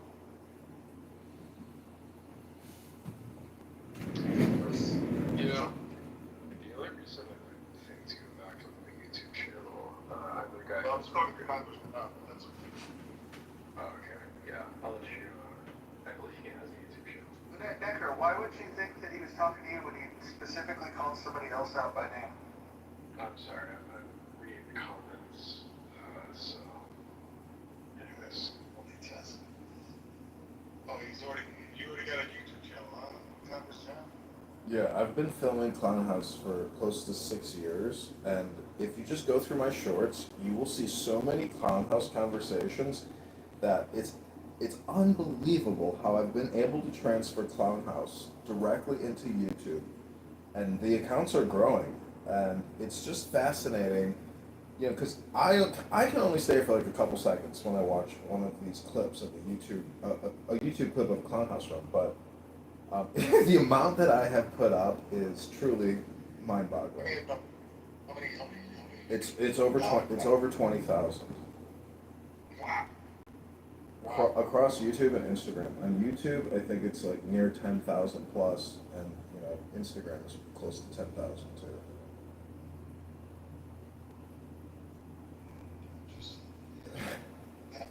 How about, well, here's the question. How many followers do you have on subscribers? I think like 2,000 across all the accounts. You better work on that.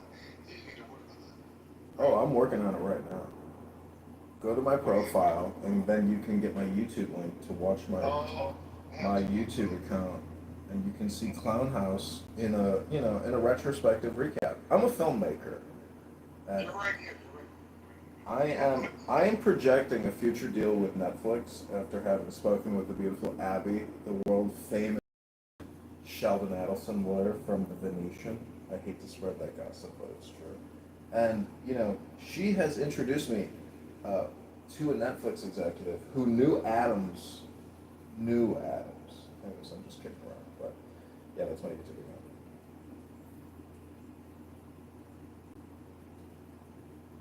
You're all on it.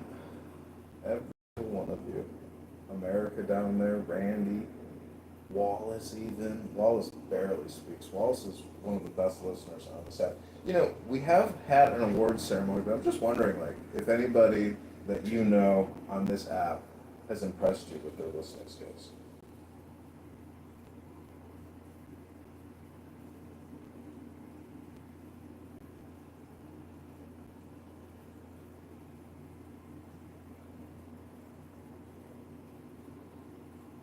All right, get ready for the link. I just want to ask if anybody watched the video that I put in the link. What was it? It was the one about the pastor boasting that he punched a kid and fell into the board. Okay, so I just posted a link above. This is the Rational Discussion Group.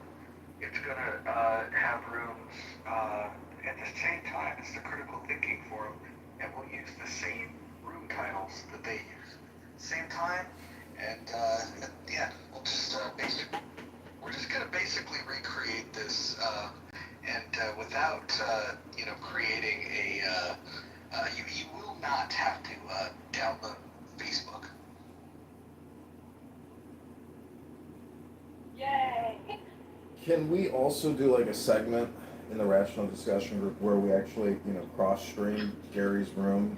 Just not the whole thing, but I'm just saying, like, can we do, snippets where as the super mod and you have sole editorial and, producer, etc., directed, can you say, I'm just saying, can you think, like, every 15 minutes, let's do a Gary Baumgarten, love bomb for like 60 seconds? No, I don't think we're going to do that. But what we might be able to do is get a recording of the same topic, like give you like the best 5 minutes of his room, and then do like a recap show at the end of the week that does a comparative analysis of which room is better. But this room is going to be very serious. I just want to caution you. I'm not even going to be the lead moderator in here. Necro, you have to mute your mic. Jesus. This is going to be Anson and Steve Wee. These are kind of exiles that don't get treated properly in Gary's room. And so they don't like the fact that the Trump bashing, the constant Trump bashing. So Anson, who is a very, very interesting fellow, he is going to lead these discussions. He's going to assume the Gary role. And I'm going to leave full creative control in Anson's hands. I'm just going to simply be there to kind of help co-host and co-promote. I will defer to his wisdom and let him run the room. That'll be fun. Looking forward to it. I think he's a great speaker. Yeah, and the fact that he's so agitated with the other room, it's going to be perfect.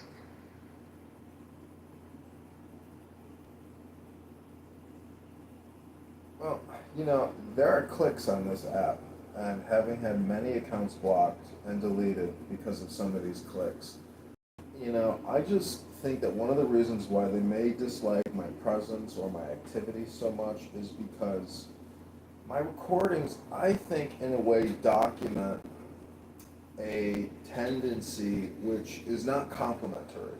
It's not positive, and I think I can prove it by asking them, you know, if time travel was possible, was it worth it?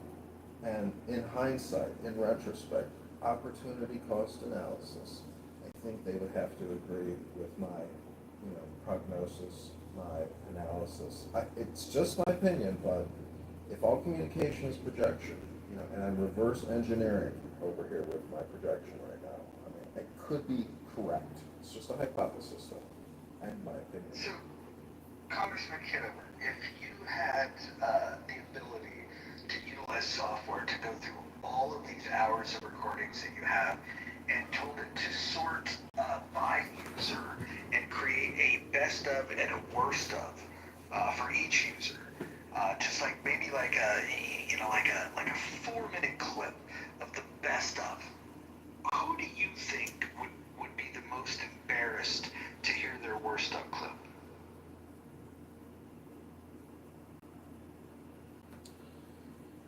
I could just give you a list of like the top 10 power users on here who I think would be very embarrassed with their demeanor, their tone, their just personality, and whether or not what they're saying is substantial or actually qualitative or no quantitative type of analysis, and what they say. And you know, I hate to say it, but you know, oof, there are some, you know, I mean, I could give you a list of the top 10 offenders that if you were to sit there and listen to that, you know, this is to me, because I have listened to so much of this, you know, I think I have to like retreat into deep meditation, because 5 years of recording, like I've really implanted it in my brain, and I feel like that's kind of a cop out, but So who are some people that if it got out there, if let's just say it went viral and you had hundreds of millions of people viewing it, who would be the most embarrassed hearing their own takes live and strongest? You're the devil, Ron. you know, maybe it's best that I not say anyone, because I have recorded so much. It's up to you, the fan, the critic of my work, to actually go to my YouTube and maybe spend 30 minutes looking at it, because if you don't go to youtube.com/@John_Kitover_Congressman and at least try to find yourself, you're missing out on the fun. I have done a lot of work for you, and Mojo here has confirmed that this valuable service at no cost to you will give you maybe even more dopamine than what you get here. John, when did you go on the app? Were you in the beginning?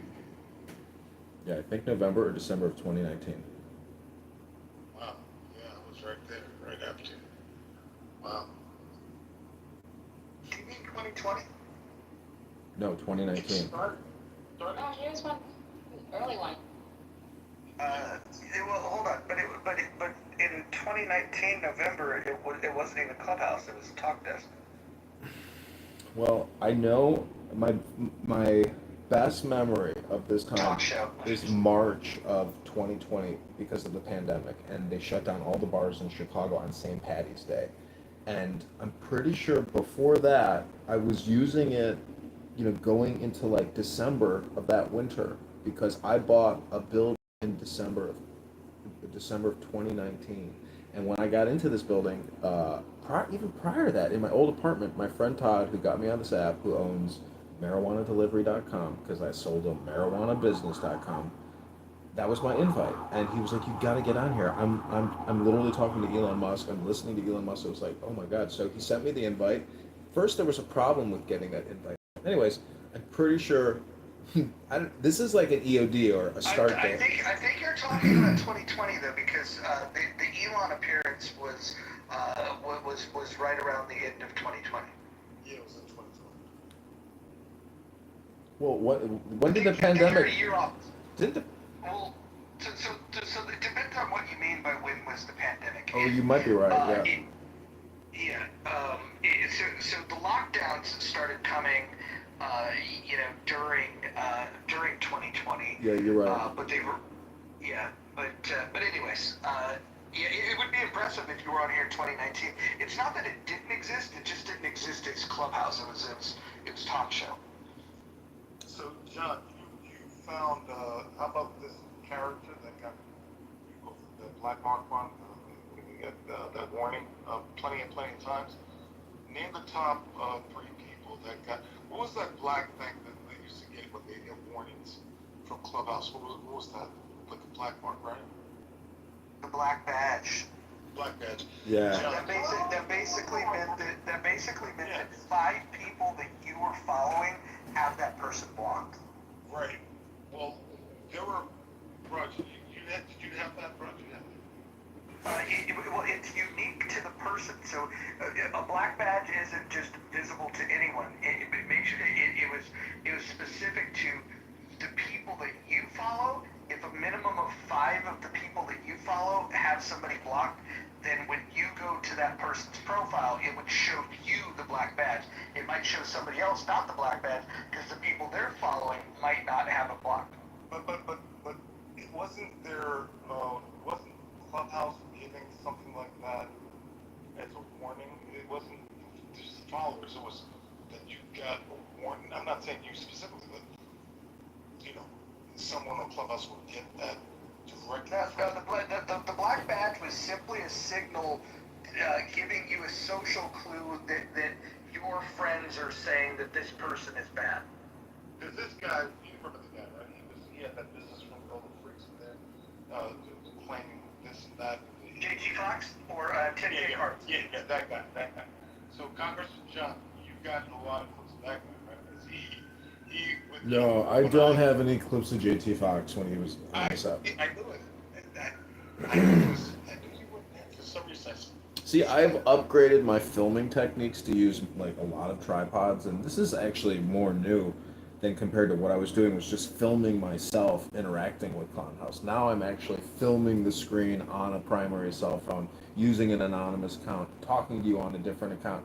So like my streaming technique has significantly been upgraded and improved. And today I filmed Politically Correct for, 8 hours. Then I filmed Amir's room for a couple hours. Then I'm in here filming. So it's like, this is a lot of fun. But the time that I spent reading the Constitution yesterday across 12 different phones and uploading 120 videos that got 10,000 views, that to me was more personally beneficial than listening to people argue on here about, and die on a hill over some topic. I think Mojo has a point, and the success of you getting more followers, right? He was saying, get the clips in the top 3 or something like this, right?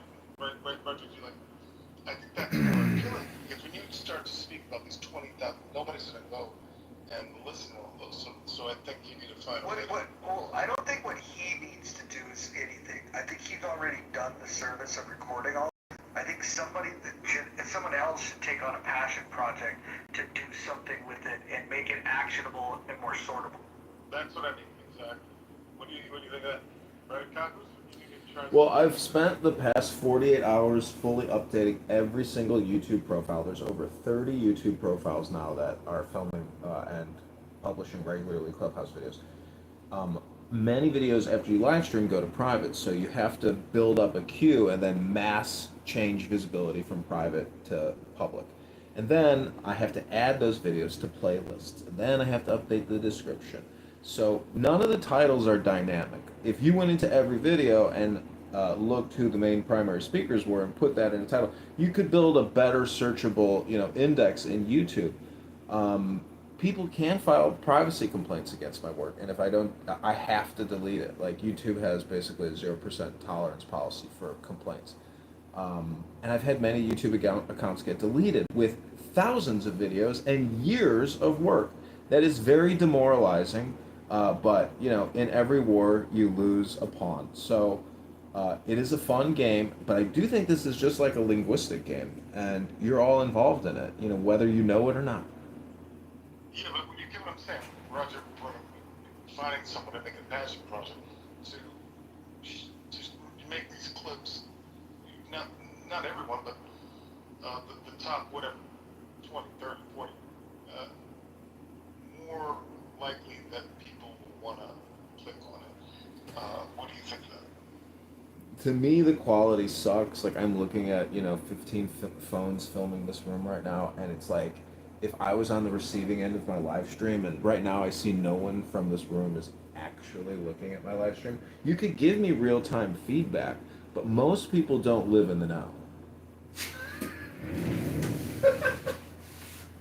Yeah, I think that what is needed is somebody that could go through the archives of video with software that can, and then go like just, you gotta know what you're looking for, and let's say you just came up with, let's say you want to start with one person. That way you can prove it out. You can just say, okay, I'm gonna use the software, I'm gonna go through all these videos, and I'm gonna find the clips of when this person's speaking, and then find, sorted by topic maybe, or just go find the interesting moments, and then you can do like a best of type of video, and then once you did it for one, you can start building, then you do another one, get it up to let's say a top 10, and then you can have, videos of the Clubhouse top 10, and then the best of, and then boom, boom, boom, boom, boom. And then Monica's greatest hits. Yeah, correct. Or I would say Monica's greatest hits, but.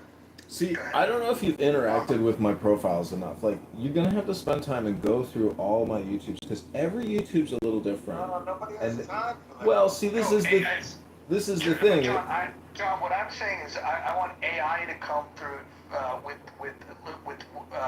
you give a prompt for what it wants to look Okay, for, so. and then Well, see, anyways, I'm just saying this is like a short-term dopamine solution. I'm not saying that this is some kind of long-term venture, or this is just mere entertainment for short-term fun. So what I'm trying to say is, in YouTube, the way that I use it is I create shorts, which are either 15 seconds or 3 minutes. Those are generally heated conversations when I'm sitting here monitoring and then creating a short. Those are highly edited already. And then the other thing is, when you are live streaming, you can hit what's called a cut. That gives you either a 45-second or a 5-minute cut from the past 5 minutes. I usually cut a lot of rooms after the heated conversation dies down, because it does flow like a pattern, and there are peaks and valleys and peaks and valleys, and so I'm pretty mindful when I'm here, like, okay, that was a good cut, and I go across all the phones and create the cut. So there's so many videos. It's like 10,000, 20,000 videos on YouTube. So why haven't you turned this into? What's the end game? Is it a Clubhouse series with various seasons? No, I am running for Congress. So all publicity is good publicity and communication, meaning that I'm killing two birds with one stone. I'm creating a media business on top of trying to get into Congress. So it's all connected, but the thing is. But wait, how is Clubhouse connected to your campaign and your political Because you're Americans talking about bullshit. As a leader or a congressperson, you got to have intelligence, and this app proves that there's no intelligence on this app. And so, you know what that indicates? That indicates that probably 80% of Congress is completely incompetent, and there's no real intelligence there or patriotism. Now, you may think patriotism is a mental health disorder to a Democrat or a communist or an anarchist, but to a patriot, the Tao Te Ching says that patriots will rise up in times of emergency. If you don't think $1 trillion in interest annually and spending $20 billion an hour is insanity, you need to understand optimization and economics. And Mojo here is an enthusiast of the Mises Institute and other brilliant economists to understand that you can't have a black card and just keep charging it up, and as if reality doesn't exist. And plus, oof, there's just a big moral and ethical and DEI problem across. Have you seen some of the judges, that are being relieved of? Anyways, I'm just saying, clown world is real, and I'm sick of it. I am complete. We have a new title for the room. By the way, if you guys haven't joined the Rational Discussion group, the link is up above. Thank you.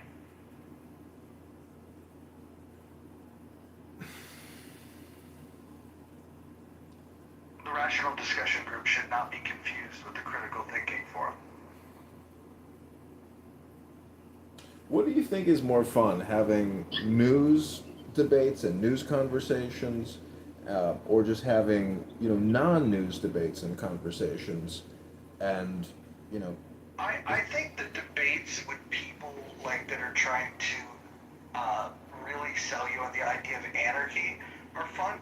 I think when somebody takes a really wacky position and they just dig in and they just refuse to yield, no matter how silly they sound, I think those are the funnest conversations.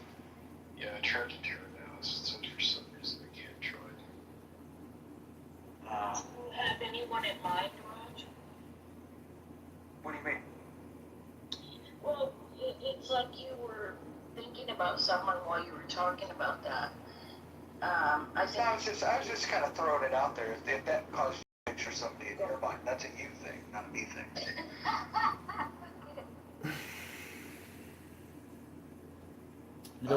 So, Necro, what's the message you got when you tried to join?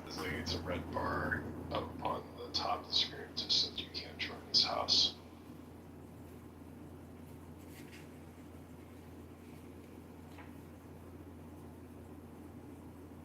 That usually means you have a friend who has some block. Oh, that was either Anson or Steve. We have you blocked.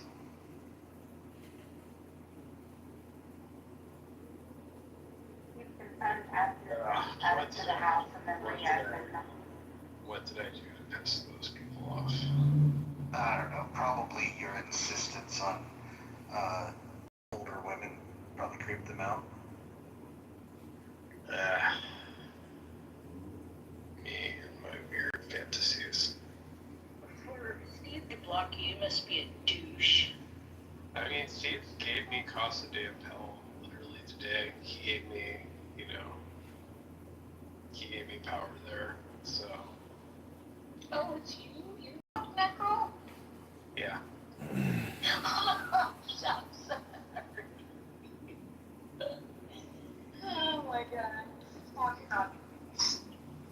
Yeah. Yeah, it's like Casa de Appel. He gave me the golden key to his house today, so I'd be surprised if he has me blocked. Well, you've got the wrong Steve. I'm referring to Steve. You're referring to Steve Appel. Gotcha. Try now to join because I've removed them as admins. Let's just test this to see if it works. Yeah, still getting the can't join the house. That's weird.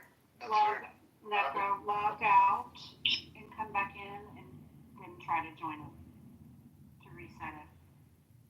Hi, moderators. I think I can maybe help answer this question. you have in your title, but I would like to answer it by reading a quick little poem I wrote on my phone. Yeah, it's still getting the same message. Wow. Was he thrown out of the house? It's a brand new house. Congressman. Yeah, no, that's where. It is a brand new house, right? Yep, it's brand new. Yeah, he just made it. It's brand new. Yeah.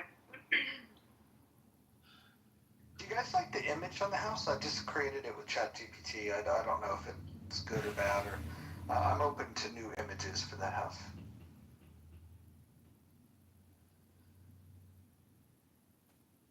Yeah, I think it's good.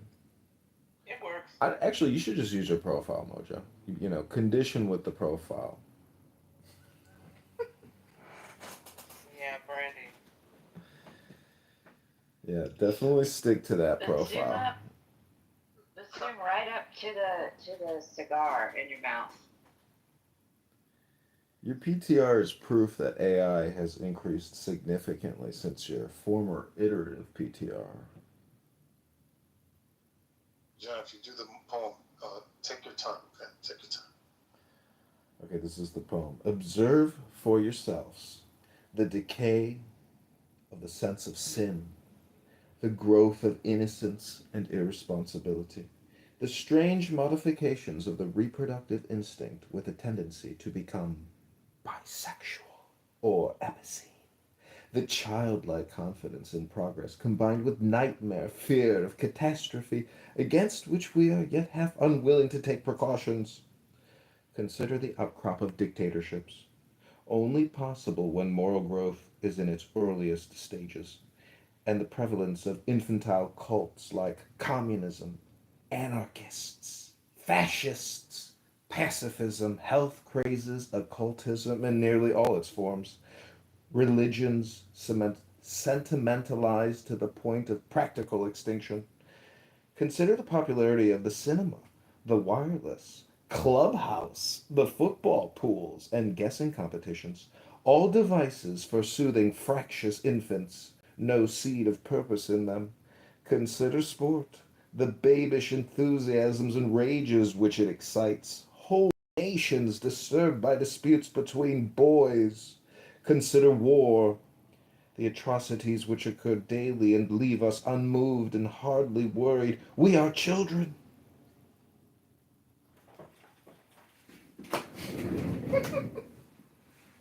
Yeah, not bad, not bad. You took your time. Took your time. That was You certainly have a way with words, sir. Sir, I don't know if sometimes I don't know if you're serious or if you're trolling. It doesn't matter. I find you to be a fascinating human. If this so-called political career doesn't pan out, I hope you consider getting into fiction, the world of fiction, fiction and nonfiction. At the very least, I hope you have a documentary crew following you around, sir. Wait, hold on. A subject and a character. Oh, John, can you tell them about your plans with Never Ending Story?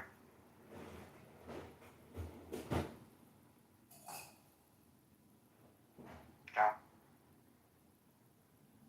Congressman?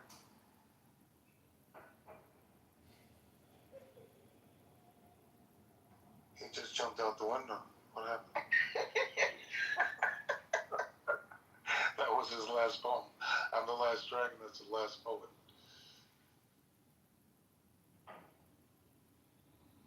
I'm just joking.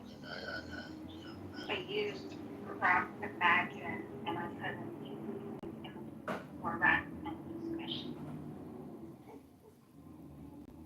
So here's the thing. Never Ending Story is one of my faves, so I can't wait to hear what his idea is. Imagine this man is at a loss for words now. He can't even speak. What's going on, Congressman?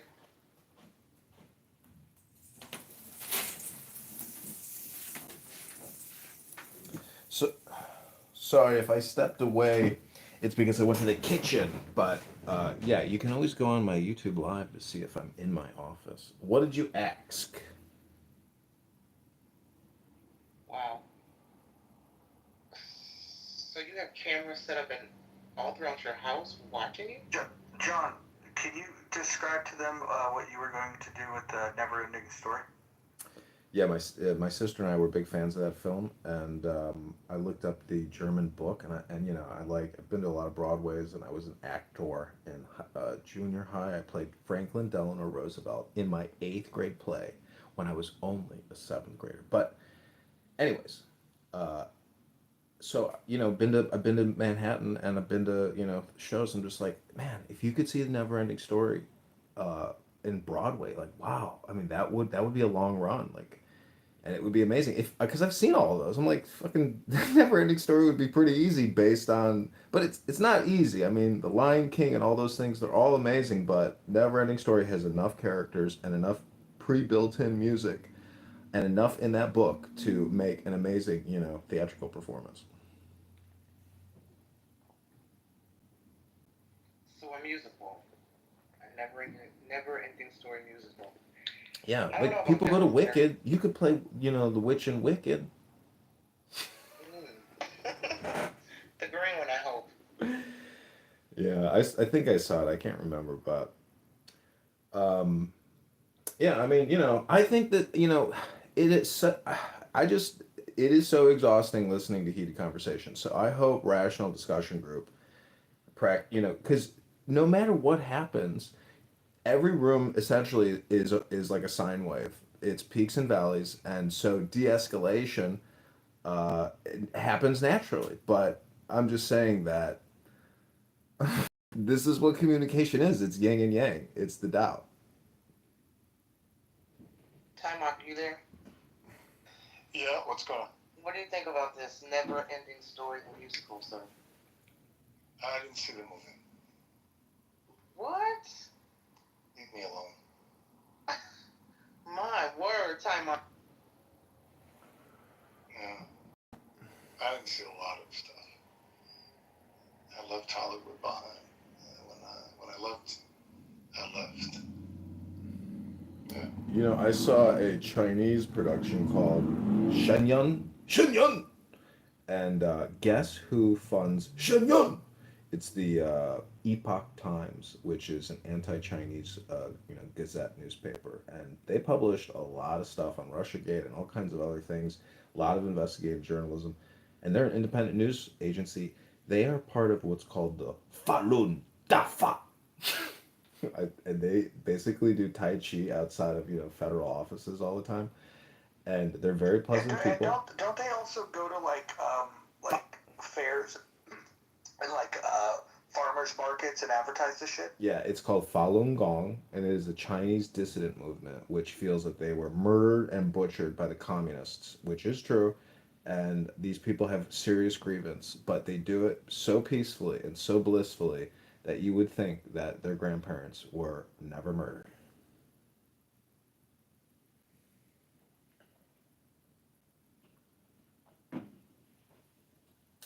You could call those people anarchists in a way. See, that's why I think listening to people's bad ideas and hearing how anarchinistic they are, how essentially it it's based on violence or disruption as opposed to optimization. It is a breaking as opposed to a fixing and amending or a healing.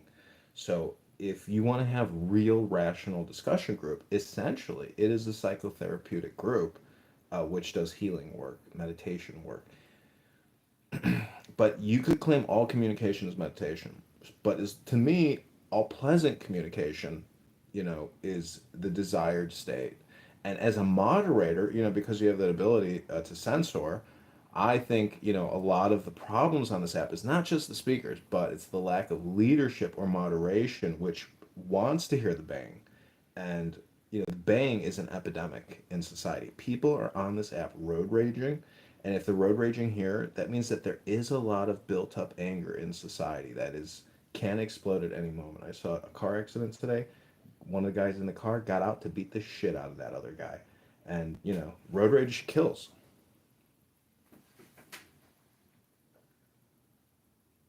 Congressman, let me ask you something real quick. Do you think your social experiment with Clubhouse, and your opinion of Clubhouse users and how you use that to, I don't know, navigate this app, tap into rooms, record, etc., is a form of anarchy?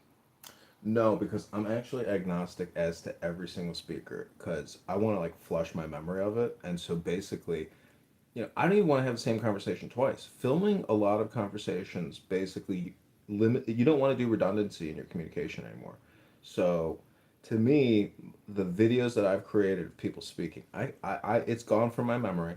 And so, but I just use that as a basis of comparison as opposed to looking around my room and seeing, 1,000 books that I would rather put that information into my brain than have meaningless, endless discourse and rhetoric on this app. But see, the thing is, I wish I could clone myself so I could continue filming it all and like disassociate completely and, charge ahead as a congressman and just read more books, be more. I've done all this for many years. I'm just trying to say that if I'm really running for Congress, so it's like to not have basically a daily to-do list and actually executing. Like today, I got the bank account open. The banker finally opened the stupid campaign to elect John Kitover account. It took her a month, but I can start fundraising very soon. So I've had some press on X. I had a big interview slash debate conversation on X with a lot of locals who are interested in GOP politics in the Chicagoland area. So it's just a daily thing. I like it because it's fun. It's content creation. And I think, what's crazy is when you work in the federal government, you can't necessarily do social media. Some people get away with it somehow. People in high up positions in government, then they censor they'll delete their LinkedIn. People post crazy shit that are high up in the government or the military. And my point is that AOC and Mom Donnie and countless others who are making a lot of money and sending out a lot of checks and voting on a lot of acts and passing $1 trillion bills. These people are basically social media content creators and spammers.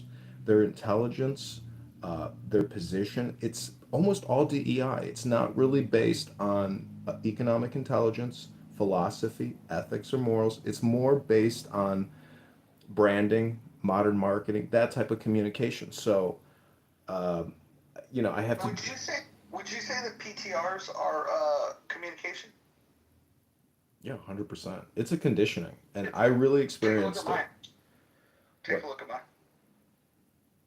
Oh no, I kind of like the white one to tell you the truth. That one was, yeah, this one is good too, actually. There's no I bad. was told by I was told by Issa that I need to have a broader chest, more muscles. So this is what ChatGPT gave me. You should do an Arab, a Muslim, and then they'll really come get you. This is one other suggestion I have for this app because it might not last forever, but I think an interactive real life experience where you have an auditorium, you sell tickets, and then essentially you live stream Clown House to the audience, and then you know, basically it's like being a modern day Mozart or director producer. You are literally showing people the insanity of this neural network that's happening in this app and all the communications. And people would just watch this. They might laugh, they might, walk out, but I'm just saying that to film that interactive experience would be like one higher level of what I'm doing now. Maybe it's too much, but it would be fun to do. I just feel like it's a lot of organizing. I don't necessarily want to do it, but I think that would be an awesome film. And I would watch that. I would love to see people experience Clubhouse in a movie theater.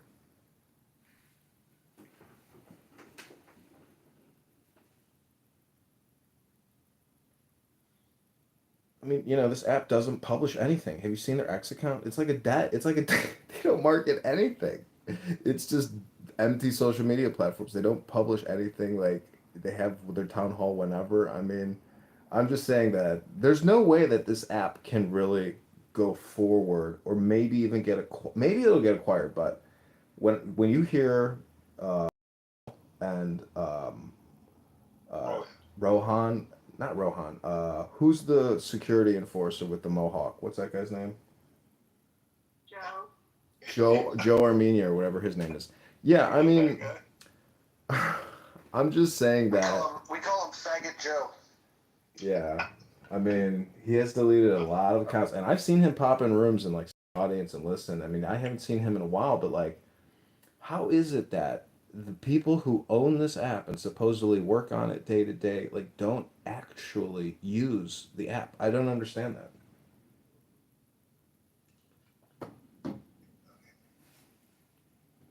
Yeah, I'm sure you got that all documented, right? With the whole fall of Clubhouse and all the shenanigans that happened. That was really disappointing, really disappointing. But being an actor and being in Hollywood for a while, back and forth when I was much younger, seeing how those people act out there.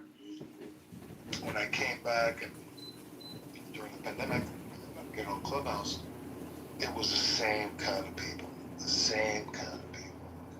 That, okay, yeah, that will laugh and smile and something else going on. Let's get that there. Let's it's the same one. You know, we went till 5 o'clock last night. No, it's not the same one. It went from a tan suit to a white suit. It was a little off-white in the last one. Now it's more snow white. Mojo, do you realize last night was the first room I ever went to bed where the sun was up when I was done using this stupid app, and that was like at 5 something in the morning. I couldn't believe how long I was on this app yesterday. No. Oh, they were doing big things. This is when you know what got the room going was Serendipity was telling us about her favorite sexual positions, and that's what kept riled up. See, I mean, you know, in hindsight, like, I'm really happy I film all this stuff, and I hope people maybe someday in the future they're like, I think people will look back at their experience here. I might look back with shame, but see, the positive optimist in me, and who, you know, I hope, because this is like a very lazy business. You just hit live stream, you hit cut, you hit publish. I'm not doing anything. It's really the network that's involved in the conversation, but by publishing it, like, I force people into these other platforms, and like, whether you like it or not, like, you're in it. So to me, that's like forcing an arrangement which I can't do any other way, only digitally or through these cellular devices and these software programs. Like, that to me, like, you know, is going into.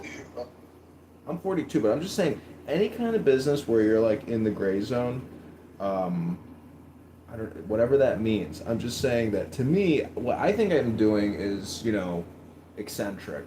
I wouldn't, you know, call it brilliant, and I wouldn't call it even intelligent. I would just say I'm using what's available. But I think because life is almost just brains, it's just people. Like, everything else, the whole material world is, you know, just stuff. But our little bodies don't take up a whole lot of space. So the fact that I can network in a different alternative way by publishing on many platforms, to me, it's like, you know, I don't know. I'm just doing it. I think it's smart, and I hope it has lasting effect of some sort. Yeah, it's interesting because Clubhouse having people from all over the world, right? You're grabbing not just people that are Americans, you're grabbing all kinds of people from all over the place. So that's what's interesting about it. It's got so much depth there.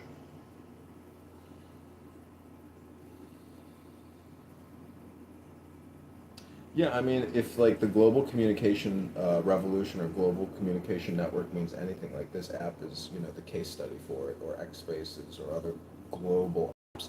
The thing is, though, I have noticed that many rooms with non-native English speakers who tend to dominate the conversation, it's a lot of fun using your words. It's like, it's basically an animal chirping, or, you know, meowing or barking. I mean, you know, we do it for feedback, for pinging.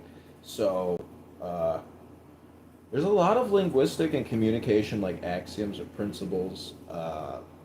You know, Noam Chomsky. I had this one book on phonology.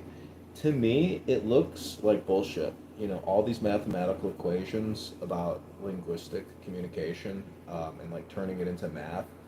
In hindsight, you know, I have my doubts about people who put up these crazy math equations, and, you know, maybe I know I'm stupid. Like, there are really intelligent people out there that truly understand these things and have vast vocabularies. with regards to math. But I know I can't create a cell phone. I know I can't create a semiconductor. I know I can't build a house. I know that communication to me is the smartest game I can play.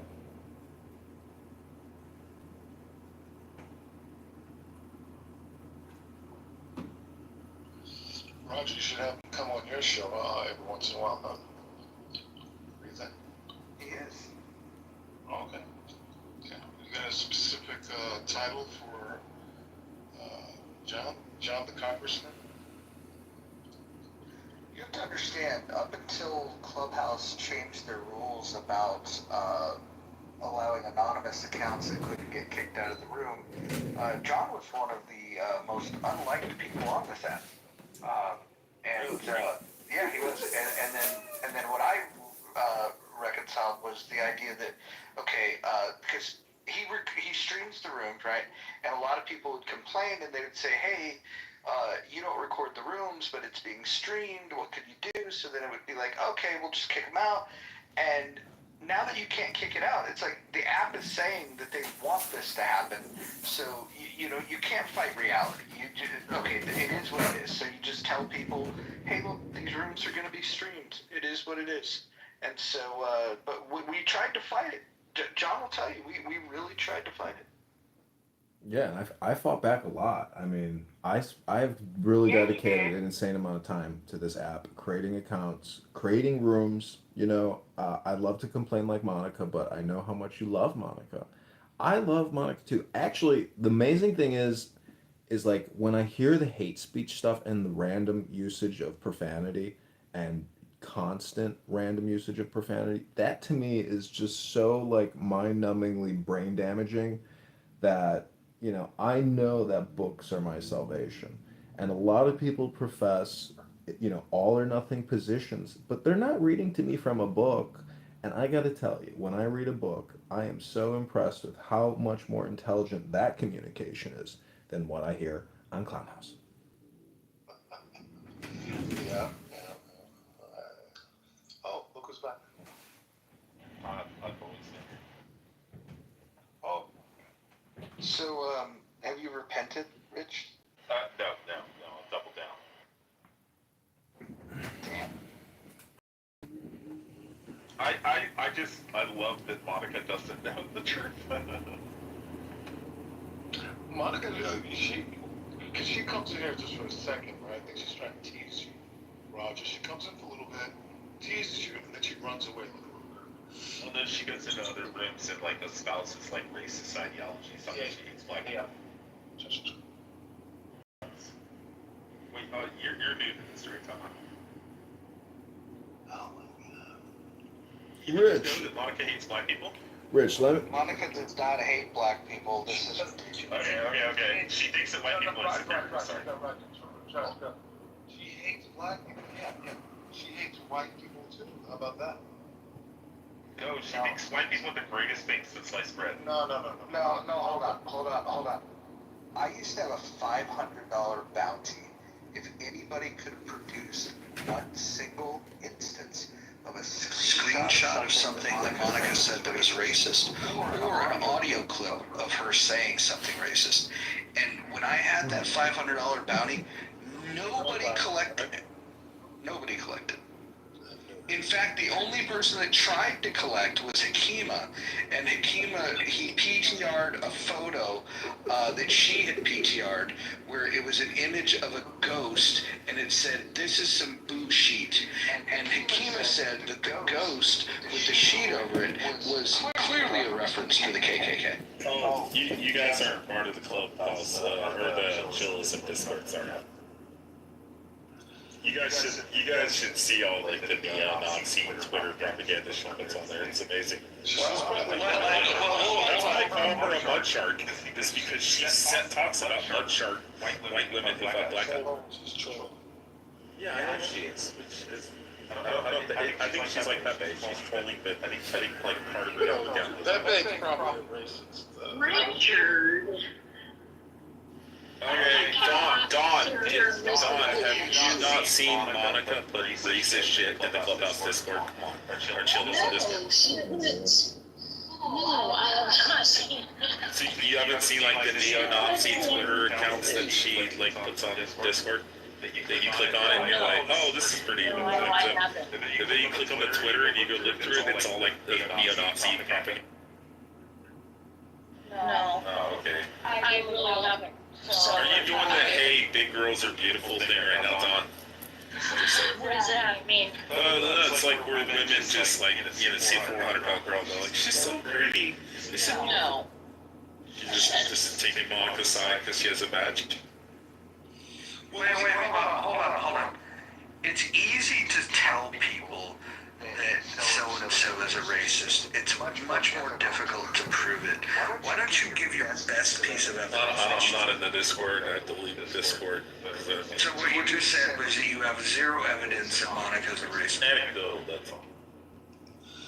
Raj, what's this gentleman's name? Oh, Rich. Oh, Mike, that's, is Jesus guy? No. Yes, the same Jesus guy, yeah. He changed. He turned into the other one. No, I didn't. Roger kicked me because I said that I use a different word, and then he kicked me. Are you not gay? Are you gay? I'm not, no disrespect. Are you No, I'm kidding. Okay, time out. One of the things that you said that was strawmanning my argument, I never brought up gay people. I said that Necro has a contention with God. He has an argument against God because of God's morality that he imposes upon the world. And Necro doesn't like that God says that you can't be a sinner, you can't be a homosexual, you can't do A, B, and C. And I listed off all the things. And the only thing anybody in this room heard was, oh, he said gay.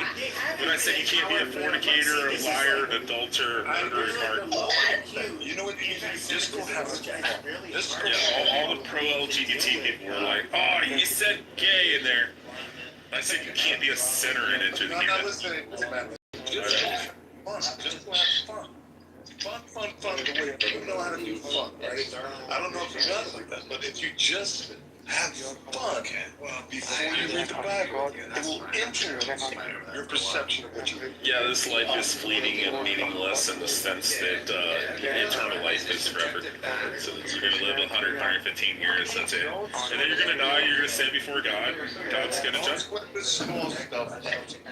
Eternal life is a small stuff. Hold on, Tom.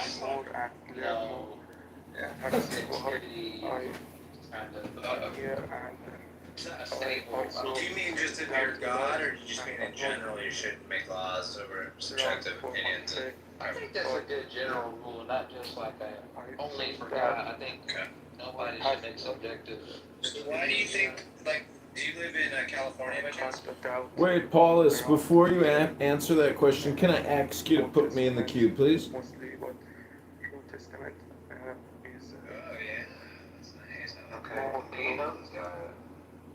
Yeah, Honey Badger and I, we throw big barbecues. We do full slabs of rib, half pounds chicken. It's $14.99 plus honey barbecue glaze sauce. You get a free small Miller High Life, and I will personally roll you a little papyrus. Okay. Great, thanks, man. Appreciate that. Okay. Yeah, so do you think that the legal drinking age in your state is objective?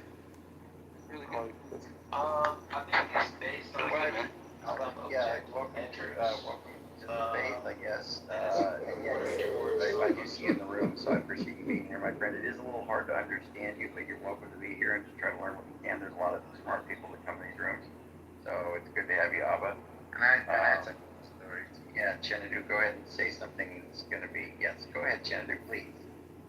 I don't get you. Well, that person has the power to say, yes, I'll give you the money, or no, I won't. That's the kind of power that Jewish people have. Who created the bank? Who created the Federal Reserve in 1939? Well, he is soliciting, but yeah, I don't disagree with your statement. But here's the thing, when you look, nobody likes bad publicity. So when I say they scream and yell, look at Jesse Jackson and Al Sharpton and a number of those black activists and black political leaders. where did their club come from? It came from them going to businesses and saying, well, we don't think you're racially sensitive enough. So we have a program that will cost you $1 million and we'll bring in our instructors to make your... Christianity was true. I mean, sorry. If you didn't think theism was true and you come to believe that it's true, I think you should raise the probability that like all subsets of like theism. You should raise it a bit, but just maybe not significantly. But I think to some extent, yeah, it should counter some evidence. Oh, so you're agreeing with us, basically? Yeah. See, Chindu's a noble man. He doesn't just throw red. I cannot take you, motherfucker. Like, you know what? Some of the stuff y'all are saying ain't right. Come up here, Ray Ray. I know you got a 340 verbal IQ. Was higher. He's a straight shooter.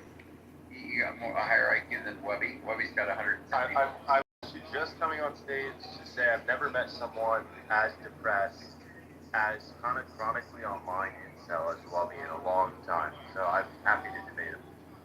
This guy's just projecting because he got exposed for asking a minor for nudes on Discord. What a weirdo. I don't want to talk to him, Andrew. He's a pedophile. What a chronically online joke to make. Look, he's just projecting more. Look at him. Wobby, I can hear in your voice you're unhappy. Talk to me. In real life, buddy, I would beat your ass. How much you weigh? I'm 115 right now. So if you communicate wisdom, and even if you force it, it's still better than having endless conversations. Anything else there, right? Yeah. 115 pounds? Yes, sir. When I have sex with a 115-pound girl, I'm happy she's skinny. Hi, Andrew. This is Congressman John. If you could put me in the queue. Thank you. Thank you, Congressman. Yes. They're gonna have a month. Ray, what would you like to say to Webby? Well, I don't think Wobby's a theist, so I don't really have anything to say to him. Well, he can own you on moral realism. He's a Spinozan. Yeah. He's a moral realist? Yeah, he is. Okay, so I guess what is a moral to you, Wobby? What is morality? Yeah, I think morality is just going to be like a set of evaluative facts that are going to be irreducibly normative on my view. But that just means to say that moral facts are true, but they're explained by like a non-cognitivist framework. Anson wasn't getting a fair shake over there in Gary's room. So this is counter programming. This is like when CBS doesn't like what NBC's do.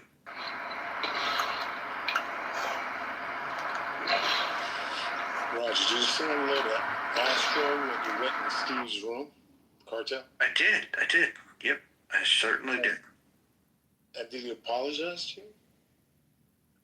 Taking on? No, he acted like he didn't know who I was. That's exactly what I thought. Yeah. So you did get it. Yeah. You did get under his skin. Okay. Got it. You got under his skin.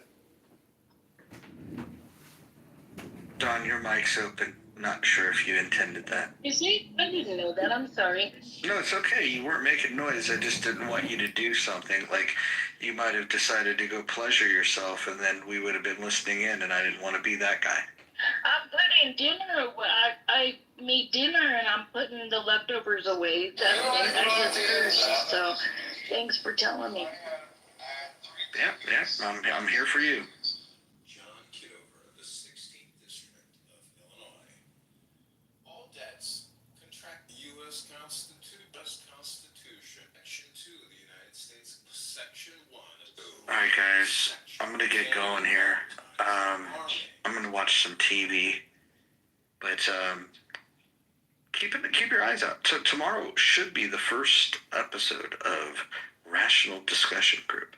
I don't know what the title is yet because I don't. Well, actually, hold on. Let me go peek and see if Critical Thinking Forum has put tomorrow's title up, because all we're going to do is borrow their title. There's no reason to put a lot more work into this than we need to. So, I don't. Yeah, I don't see it. I don't see them having a title for tomorrow. We will see. We'll figure it out tomorrow. Before you go, Raj, I got a question about Hekima. He comes. That's it. That's Akima. Hekima. I was gone for like a long time, right? And then I came back and saw you on the app. I said, okay. And that brought me back to that fun time in your rooms, right? And I just fascinated. He comes to the room for hours on it, and he rarely says anything. What do you think? It's background? It's like. Sometimes he's driving Uber. Sometimes he's got passengers in the car. Oh. Other times he doesn't want to jump. Look, people in this room, I don't know what it is. When Hekima speaks, everyone just interrupts him all the time. And he's the most victimized person on this entire app. And again, that's not me saying that. That's Hekima saying. U.S. Constitution. Yeah. No, it's interesting. All right. Well, guys, I'm gonna go watch TV. But I'm gonna leave this room open. You guys behave yourselves, and yeah, take care. Okay, have a good night. We'll see you tomorrow. Bye, princess. Good night.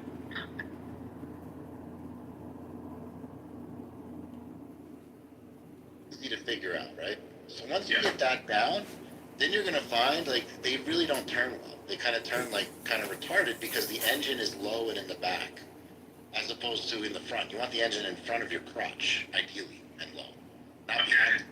So I actually like went down on one because I was just turning it too hard, like I always do. I just turn too hard, I lose the wheels, it goes flying, whatever. And so teach yourself on an automatic that's small, and that's a scooter. And then you're gonna get bored of it because they're. Well, what about mopeds? Yeah, like a moped. It's the same thing. A moped is a scooter. It's just a small CC, little dinky, whatever. It's like riding a bicycle, but with a. What about Vespa? Have you been on Vespa? No, I don't even know what that is. I think they're like $12,000, aren't they? Yeah, Vespa, they're expensive. I just say somebody in my family has like Vespa from like 70s. Yeah, that's the thing. And it's still in mint condition. This is how good it is. Yeah, people think they look cool. Again, I think they look like little bitch mobiles. I would never spend $12,000 on a scooter. That like sucks. I spent $12,000 on a motor. No, but this one goes up to 100 kilometers or something. Yeah, so did my little 125cc Honda Vario when I was overseas that I got for $1,700. New. Yeah, I took it up to 100. So do you have to put 2-cycle oil, or is it like a 4-cycle? Fuck, I don't know. I just took it to the mechanic. It was like $20 for a tune-up whenever I wanted to do it. Super cheap. But yeah, you learn on that. Or, a lot of people in America, so that's the way people learn in Bali. In America, people learn on dirt bikes, but then still shifting is an issue. But kind of learning on a small CC dirt bike just out in the sand, it's like kind of hard to get hurt. You can still get hurt. You can still break your leg if you don't fall right. But at least if you're falling in the dirt and there's no cars around, and you're not falling on sharp rocks, like you should be mostly okay. But I don't know, do you know how to shift? Do you know how to drive like manual? Because that's kind of... Yeah, no, I know how to drive manual. Okay, well then motorcycle shouldn't be that hard. I mean, it's the same concept. It's just, your hand has the clutch instead of your foot. What? Sarah Kelly. What the hell? I heard that they're the biggest ones. That's what I heard. They're the biggest ones. I heard the ones with the longest skirts are the biggest hoes, but I don't know. I actually heard nurses were the biggest slut. Yeah, so what Watch your mouth. Lauren? Watch your mouth. Dang, you think just like me? I was about to say that ain't what I saw in the movie theater with both. Sure, and there's video on that too. Well, at least I'm not the first lady with my cooch on the internet, so go there. All right. What? Where is that? Yeah. Wait, what? The president's wife got her coochie on the internet. Did y'all get to see the cooch? How did it look? Yeah, you can go look at the coochie. Nah, I like it. I'm not privileged. The first cooch. Bust it wide open and let's bring it back. Hey. Yo, Dr. Yeah. came back and heard the conversation and left again. Yo, it's just tired of us. Oh, man. Y'all did put late cap conversation, so I mean, and it is late. It's damn near past midnight over here, so I'm just going to look by the title, Late Night Cap Combo.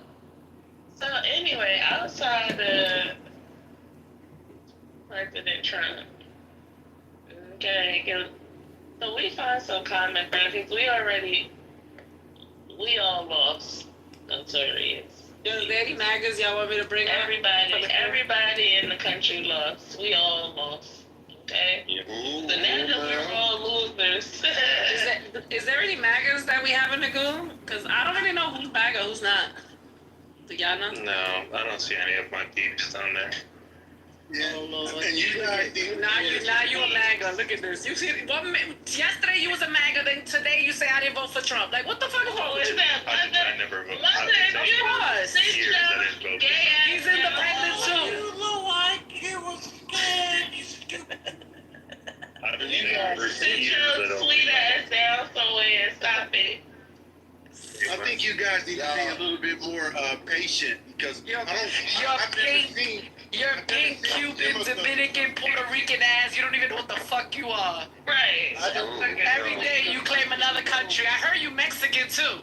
This shit is crazy. I said I was a water Mexican. That was. What are you? Ay. So there was You know how Donald Trump. Wait. You know how Donald Trump. So in You know how Donald Trump is the Cheeto. Brooklyn. What is a flaming hot Cheeto? That's what he is. You hate. I know you hate. Yo, Womack, for real? You with the hat on? Who's that in that PTR? That's me. Well, mother, you another one. You scary as shit too. You playing? Let me see. You always towing the line and then you. That is you. You were so cute. I love that. You see, I just did the ay for your hat.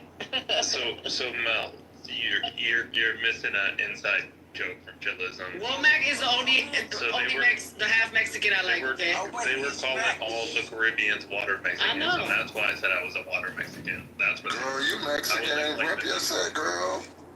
Relax. She is Mexican. Well, You're Mexican, girl. Half Mexican. No. You're Mexican, Miss Mamas. Well, man, you have Mexican. He's half Mexican. He said that already. Yeah. So what's your nationality? Yes, he's Mexican and black. Nah, hold on. What's your nationality? We already know what he is. What's your nationality? Yeah, bitch, you wanted to talk. So what's your bitch, you wanted to talk with your ugly ass. What are you? Knows this at this point. We have been. Everyone knows this. Anybody got a picture of Mother? I gotta see the person behind the voice. Yeah, so we're gonna do the whole, he speaks like a white person because he grew up in No, I never said anything about your voice. I just, you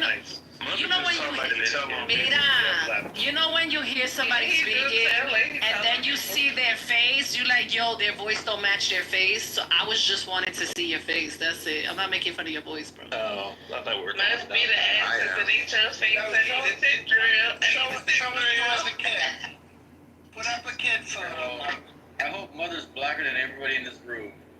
Mother is not black at all. He might be because he's Dominican. Why do y'all keep saying that? Stop handing her that. This bitch wanna be with Mother, let me see a kid picture. Yeah, trying to make a picture of you as a kid. Come on. No. Yeah. Why? You afraid? You afraid? Are you cross-eyed? Cock-eyed? Which one? Show somebody that looks similar to you then. Put up the one with the Do you look like Bad Bunny or do you look like Enrique Iglesias? Do you look like hold on. You all are aware I've met Who's your celebrity doppelganger? Do you look like Ricky Martin? Who's your celebrity doppelganger? I get all sorts of shit. Like people think that I'm like Middle Eastern. People think that I'm so you like a nigga. I get it. I know exactly what you look like. You're on the racially ambiguous. The Puerto Rican friend. I had a Puerto Rican friend that used to think she was average. I'm like Now he's gonna give her money. I know you didn't hang around white people. All these descriptions, ain't no nigga never went up to nobody and said, "Oh, you look Egyptian." So that just says, I mean, I predominantly. Like, baby, you ain't got to tell me the way you sound, the way your politics line up, the way you hate yourself, Were you born in the way you despise yourself and your sexuality. Blah blah blah. Mother. Yeah, bitch, I know you didn't grow up in the projects. I know you didn't grow. I know you grew up. Woman, you don't have a You vagina. grew up in a trailer park, so you didn't grow up in the projects. That's where you grew up. I just wanted to say. Oh no, hold on. Can y'all let me read this, bitch? Okay, go ahead. I'm sorry. Shit. Bitch, I know you didn't grow up in the motherfucking projects. You grew up in the motherfucking trailer park. You're a bum. And then you moved to Miami and got with them white people and thought you was better. Ho, you are dirty. And every time I see you, when I feel like it, like I told you months ago, I'm going to read you, girl. You hate yourself and you hate all those that are like you. I've been places. I've heard you say the things that you say. You won't ever play in my face. This won't be the face you'll play in. Hey, sissy? Oh, get up. Here come Matt. What you gonna say, Matt? See you. I see you ready. Did he leave? Did mother leave? She's always gonna leave because I've caught that bitch saying racist shit. This is how you know bitches be racist. I was somewhere and I heard her say some racist shit. And she knows I did. And I told her when she was there, I came on stage and I revealed myself. And I said, oh, okay. I said something, so you know it's hell for you. And so every time I see it, when I feel, oh, hey, racist, you back? She's back. Yeah. Hello. You back? Why you ran, bummy? Nobody's running from you. You just get bored. Why you ran, bitch? Why did you run? You always run. Yeah, bitch. Okay, you don't have you had to get off your landline. 11 They sent one of those like little robots again, and I had to go pick it up. Yeah, but that requires you getting off your phone. Do you not lose reception when you go in your elevator? I don't have an elevator, sweetie. Yeah, sometimes you lose reception. Hold on, y'all know who did run? Donald Trump ran, and guess what? God, I will lose. Matt, start over. No, don't start this shit up. I see Jamaica dancing. Y'all just give her an opportunity to soft shoe out the room again.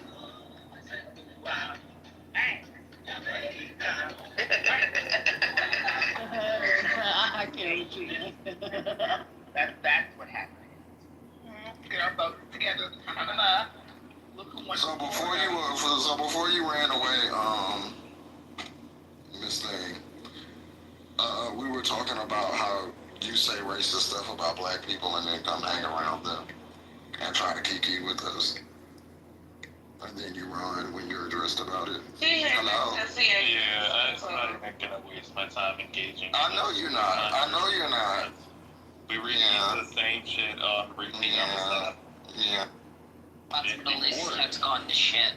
It was shit before. What are you talking about? Throughout the Ottoman Empire, Yeah, I know. there were 8 million young Christian men who died during the operation to turn them into eunuchs, Yeah, and which how had many a fucking 90% Christians died Excuse in me. How many Christians died in World War I? Excuse me. Ask me that. Excuse Like, me. there's war. At least 1.5 million. There's always a war. But that proves your point wrong. It was always shit. So they could guard harems. 8 million Christian boys. They would come to the village and find the best boys with the best teeth and the best reflexes. Parents would cut their fingers off. They would blind them. I don't know what the fuck that has to do with the fact that we went to war in Iraq. So go outside, take Iraq, a and then breath, we sleep on it. destabilized Go all these outside, take a countries. breath. Can Go you outside. You're gonna keep over talking me? I don't know what that has to do with the fact that we There's no destabilized shame in Syria, this world. Libya, There's Iraq, no shame. Iran, There's no all these humility. Nobody, the dog thinks it's the owner. But yeah, calling the Middle East a shithole is, by the way, just racist, and I'm gonna tell you why. Because Europe's a shithole. Now what? The fuck are you niggas talking about? I swear the selective attention is insane. Last time I checked in Greece, you got women prostituting for sandwiches. The hell? Yeah, all of the prostitutes in Greece I saw were non-Greek, so. Yeah, they're mostly Roman. Let's play the deflection Olympics. The prostitute, by the way, for it. I didn't say it was a shithole. I said it was. Yeah, but in Spain and Italy, what he says is kind of correct. Like if you go to the brothels and look at the streetwalkers, they're largely Romanian. So that. And who runs the countries there? Again, who runs those countries? Who are the politicians? The brothels are run What by ethnicity? You're saying a lot of money. You're saying Greece is run by the Jews? They're not run by the brothels in Greece. Well, I think that's what she was implying. They all have the same masters. Even if you look at they all go France, to that it's wall. either. They all go to that wall. They all Sure, go but to if that you were to look at like France, for example, which is either it's either number 2 or number 3 economically as a superpower, and militarily it's either considered number 1 or number 2 compared, depends on who you're talking to. Like France, for example, they're recognizing Palestinian statehood. There's no fucking Jews running France. Like, it's retarded. And yet, to the whole shithole thing, I'm like, are you blaming Jews for the Dark Ages?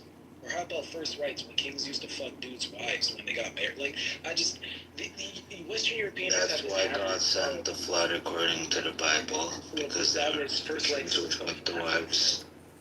Yeah, well, the first rights is after the flood. That was The generation. Prima nocta. Yeah. If any of you fucking retards did your research, you would know that they're all controlled by the same people. They're all controlled by the Rothschilds. They all have to kiss that faggot wall. They all have to kiss the wall in Israel. All of them do that shit, okay? All of you, y'all are pretty retarded. I'm not gonna lie, y'all are pretty retarded. Listen. If the Jews are controlling y'all that good, then they deserve it because you motherfuckers are incompetent. But that's another thing. Well, they've been doing it for a long fucking time. No, because so how do you justify colonization without the same logic? So to get colonized by the superior race, I guess. But that's not my point. My point is, Jews when are you the say, superior race, I agree. my point is, when you say shit like, "Oh, the Middle East was a shithole," it's like that's literally not the case. That's crazy. No one said that. I don't know where you got that from. Someone said it, and you've been. No, I said that the Middle East went to shit after Israel came to power in 1947 because after Israel became a nation, and you were not. And you're not. I said it. You're not letting me talk. I said after that happened. They let her talk. That's when everything went to shit. No, Iraq. All these countries, Iraq, they used to be fucking regular countries. They used to be regular countries. 8 million young men. And they all got bombed. The best. Wait, what country was Jordan prior to World War I? Let me explain what country was Jordan in Iraq and Syria? It was part of the Ottoman Empire. Exactly. 90%. It was functioning countries, Felicity Right. said. That's let me break down this conversation. For 1,000 years. Terrible communication.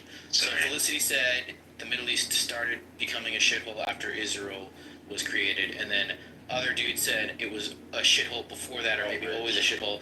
But his point was, and this is true, right, is the place did become, in truth, I think you might agree with this, it became a shithole after World War I, because at that point you had a serious vacuum of power, right? So that's not due to the state of Israel, that was due to the aftermath of World War I. Thank you, a reasonable person. Oh, thank you, I agree. And so Felicity, you can't put World War I on the state of Israel because Israel didn't exist. Iraq and Syria. So what happened when Syria and Iraq and Libya and all these countries and Somalia started getting fucked up? Wait, let's just pause for a second. And do you agree that it was after World War I that random lines were drawn in the sand that fucked up You gotta be a the area fucking for the. Israeli fucking spy. I'm actually American. I mean, No, you and I are convinced both that you're a dual Jews. citizen. You're a dual citizen. I am not a dual citizen. I'm actually a third and a fourth American. I don't care what you are. We're gonna survive the boat, right? You're a dual citizen. You're gonna go, wait, You're Felicity, in the Mossad. you're going straight to dual citizenship as your explanation for my reasonable explanation of what happened in the Middle East after World War Yeah, because you gotta be a fucking dual citizen or I. Do something. you disagree with the history that I gave? Yeah, I fucking disagree with it. So because what you happened don't even after let me World War? talk. You keep over talking. You don't even let me talk. Because you skipped all the way to something You're about what. fucking up. You know that you're fucking Israeli. I'm not. You're Do I sound? dual citizen. What is your evidence? You're a dual citizen. What is your evidence of this? Damn black girl, you sound like you have no education. I am not a dual citizen. I was born and raised. I'm not a dual citizen. What's your ethnicity? Me? Yeah, you can say what you want, but I know that you're a dual Dewey's citizen. a Jew, but he's not a dual citizen. I am Jewish. I'm not a dual citizen. And I'm not a dual citizen. Yeah, Felicity, neither one of us are dual. Neither one of us are dual citizens. Fucking retard. Every single time, Every what? single fucking time. Have you never met an American Jew before? My father fought in World War II. That makes you a So did dual mine. citizen. Sorry, not my father, excuse me, my grandfather. My grandfather was a Navy I had SEAL. one grandfather who fought in World War II and another one who fought in World War I, That both doesn't for mean America, shit. by the way. You're still a dual citizen. No, neither one of us are dual I've never. citizens. Let me tell you something, Felicity. I mean, this is no joke. I have never been to Israel. My parents have never been to Israel. My grandparents have never been to Israel. My cousins have. I know nobody in my immediate family. I do know You still work people. for their interest. You still work for their What do you mean? interest. It doesn't I matter. don't know anybody there. Interesting. So if we say the truth, I literally, I mean, I shouldn't say I don't know anybody. I've met Israelis before, but I literally, the last time I talked to somebody Israeli, well, actually it was probably on this app, but like outside of like random social media interactions, the last time I knew someone from Israel was probably in grad school. We're talking 17 years ago is the last time I shook hands with someone from Israel. And that's because he was in the same grad school program as me.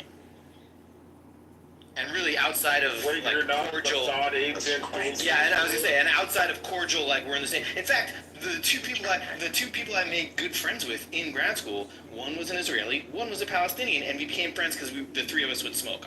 We all smoked cigarettes, and we would just hang outside and smoke cigarettes. It was not a thing. I'm also a Jew, and nobody in my immediate But anyways, family so Felicity, I say this, you can take it or leave it. I am a fourth generation American on my father's side and a third generation American on my mother's side. My grandfather on one side fought World War I, and the other one fought World War II. And I do not care. I have never been to Israel, and I really don't care. I mean, I care about it in the geopolitical sense of like we should all care about it, but like I don't have any interest in it. My white side of my family's been here since. But you're a Zionist, though. You're a Zionist. What makes you say I'm a Zionist? I can tell that you're a Zionist. You don't have to tell me. And what? You can lie all you want, but I can tell you're a Zionist just by the way that you talk and the way that you cape for Israel. Actually, it's very. What did I cape Dewey is actually very nuanced and. I'll criticize Israel all day if you want. Do you want to? I was gonna say I can criticize actually Israel. argue with Dewey on a lot of this shit because I am one of those fucking true Zionists. That's never guess. I will fucking lie for Israel and take their side on everything. I don't give a.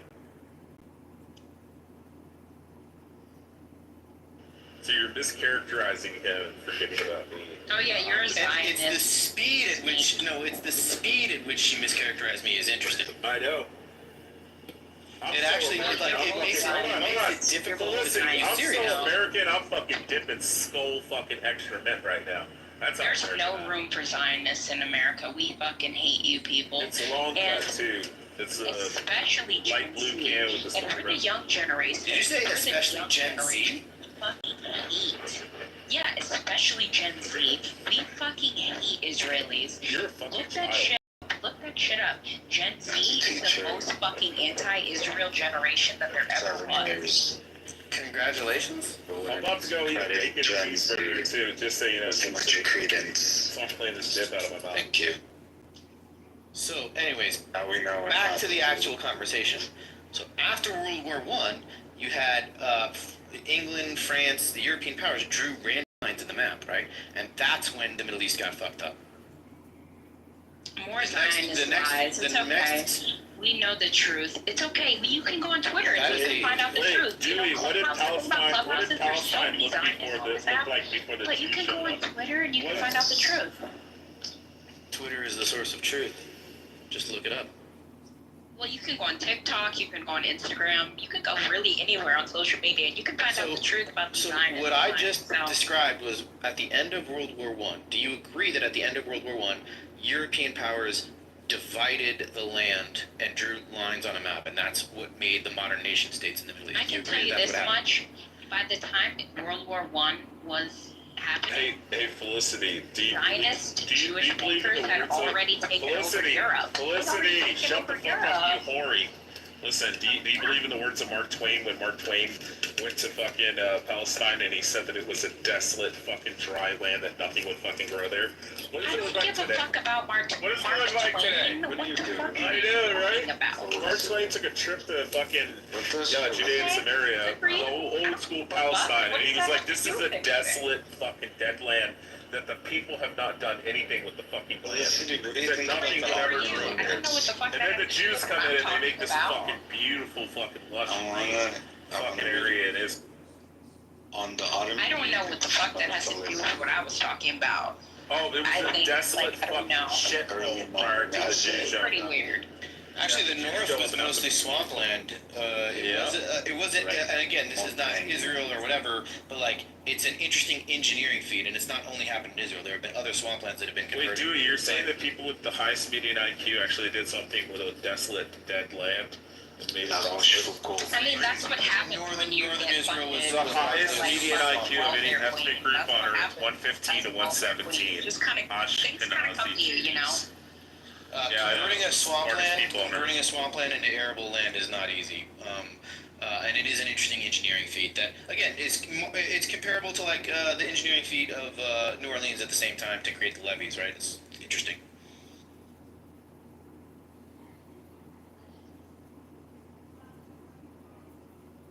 Which is to say, again, Felicity, just I'm not trying to cap for Israel as like some unique thing. It's just an engineering marvel, but engineering marvels like that happen all the time. China's knocking out bridges every 3 days.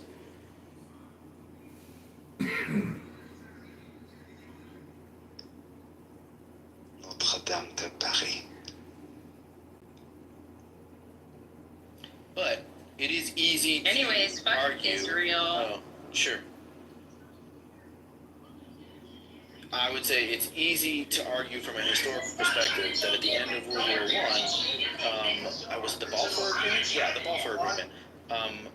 That laid the groundwork for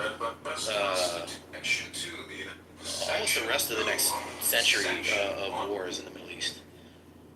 And that includes the creation of Israel, right? I mean, what I said was at the end of World War I, they started drawing lines in a map. Now, they didn't draw the line of Israel right away at that time. They drew it Did you know that 2 decades later. Did you know that, fun fact, the Warburg brothers, the Jewish Warburg brothers, financed the World War II?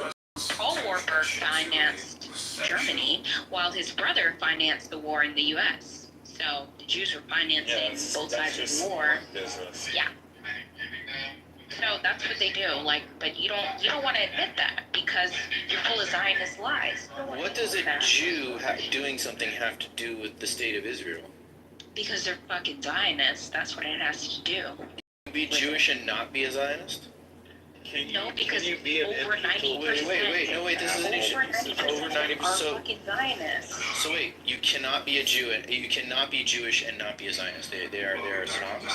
No, 90% of Jews are fucking Zionists. That's not what I asked. That's okay. So just say no. Just say no. All Jews are Zionist in your mind. Pretty much most of them, yeah. 90%. I would say 90%. Pretty much is like all of them. What is the word Okay, well, Yeah, I was gonna say, so like, is it are all Latino people in the United States who come from Mexico Are they immediately pro-Mexican, or are they We're not gonna play able to that be game American? I know, I'm just trying to understand the difference between that and like Zionist. There's a lot of Don't be a dishonest and a walker. No, look, let me explain it this way. One can be critical of a government, correct? Like I can be critical of America and still be an American, right? Be pro-America and be critical of. I can say America, for example. This is the sort of cliche phrase, right? Yeah, sure. You I can can be say critical of America, but I still think America has a right to exist, listen, right?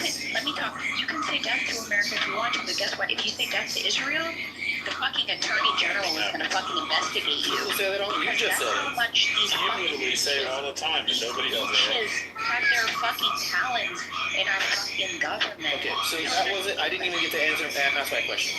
So here's my question, right? Which is, people can be critical of America, but still think America has a right to exist, right? America has, like, in fact, let's say America started with a genocide, right? It started with Native Americans. It started with slavery. All kinds of problems, right? There's all kinds of criticisms that we can lay to it, including today, present problems, right? But would you say that America, as a nation state, as a modern nation state, or any country, right? I mean, we can be critical of Canada. It's kind of similar story, less on the slavery, but still the natives, right? It's still probably pretty criticism. Should Canada be dissolved as a result of their past and current failings? Guess what? Canada is not actively committing a genocide against the natives. Some people think that they are. They're not. Yeah, they are. No, no one thinks that. That's not true. They are not doing that. I'll let the indigenous Canadians know Iraq, that Afghanistan, and over it. Syria, you fucking retard. So you're not critical over Canada? You're full of shit. Not looking for Look, again, I'm not saying you can't be critical over Canada. They're not actively committing a genocide against the natives. Okay, how about this? Would you say that China is actively committing a genocide against the Uyghurs? Would you agree that China is actively committing a genocide against the Uyghurs? And if so, does China? No. You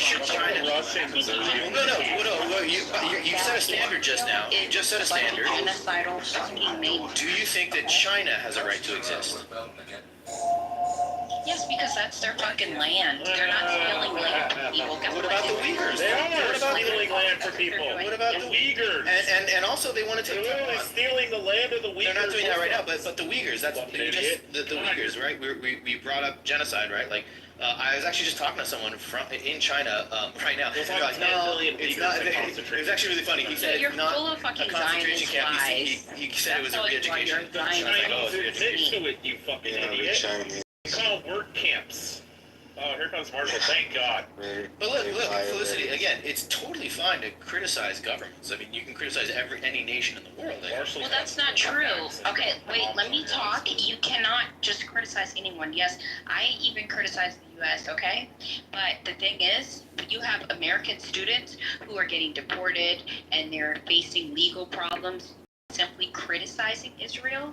Yes, that's a fucking problem. That's a fucking foreign nation. That's a foreign nation. We have freedom of speech in this country, okay?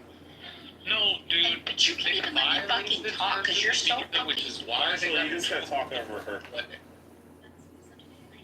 I don't want to talk to this fucking boomer, okay? I don't need to talk to you. You're all fucking old. Guess what? Everyone in this fucking room is probably a fucking boomer. You're all fucking old. I'm a millennial, Marshall's a millennial. All you people are fucking old. Okay?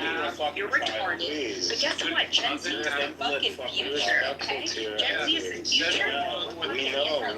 Listen to Daddy, Felicity. Okay, well, let me say, everybody relax. Felicity, I think it's great when young people. Gen Z, we are the fucking future. And look it up. And let me say one thing. Let me tell you one thing about Gen Z.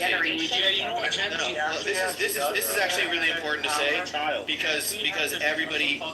Guess what Gen Z doesn't do? They don't shut up polls. Stop. Here's a truth, Felicity. Every generation thinks that they're the last great generation of history. That is the folly of every generation. Everybody thinks that they're the ones to put it all right. The fucking millennials thought that, the boomers thought that, everybody thinks it. So it's great that you feel that, and I know that feeling, and it's exciting, and it pumps you up, right? And then you're gonna go to prom, and then you're gonna left date, and you're gonna grow up, and you're gonna have to get a job, and you're gonna get kids, and all these things are gonna happen, and that spark is gonna go away. You're gonna remember this phrase: Every generation thinks that they are the last great generation. That's not what I said. I didn't say that we're the great generation. I said that we are the generation that is the most anti-Israel generation. And in actually, Israelis themselves, they've actually had speeches and they've said that this is a problem because Generation Z, the young adult generation, Generation Z, is against Israel. They're anti-Israel.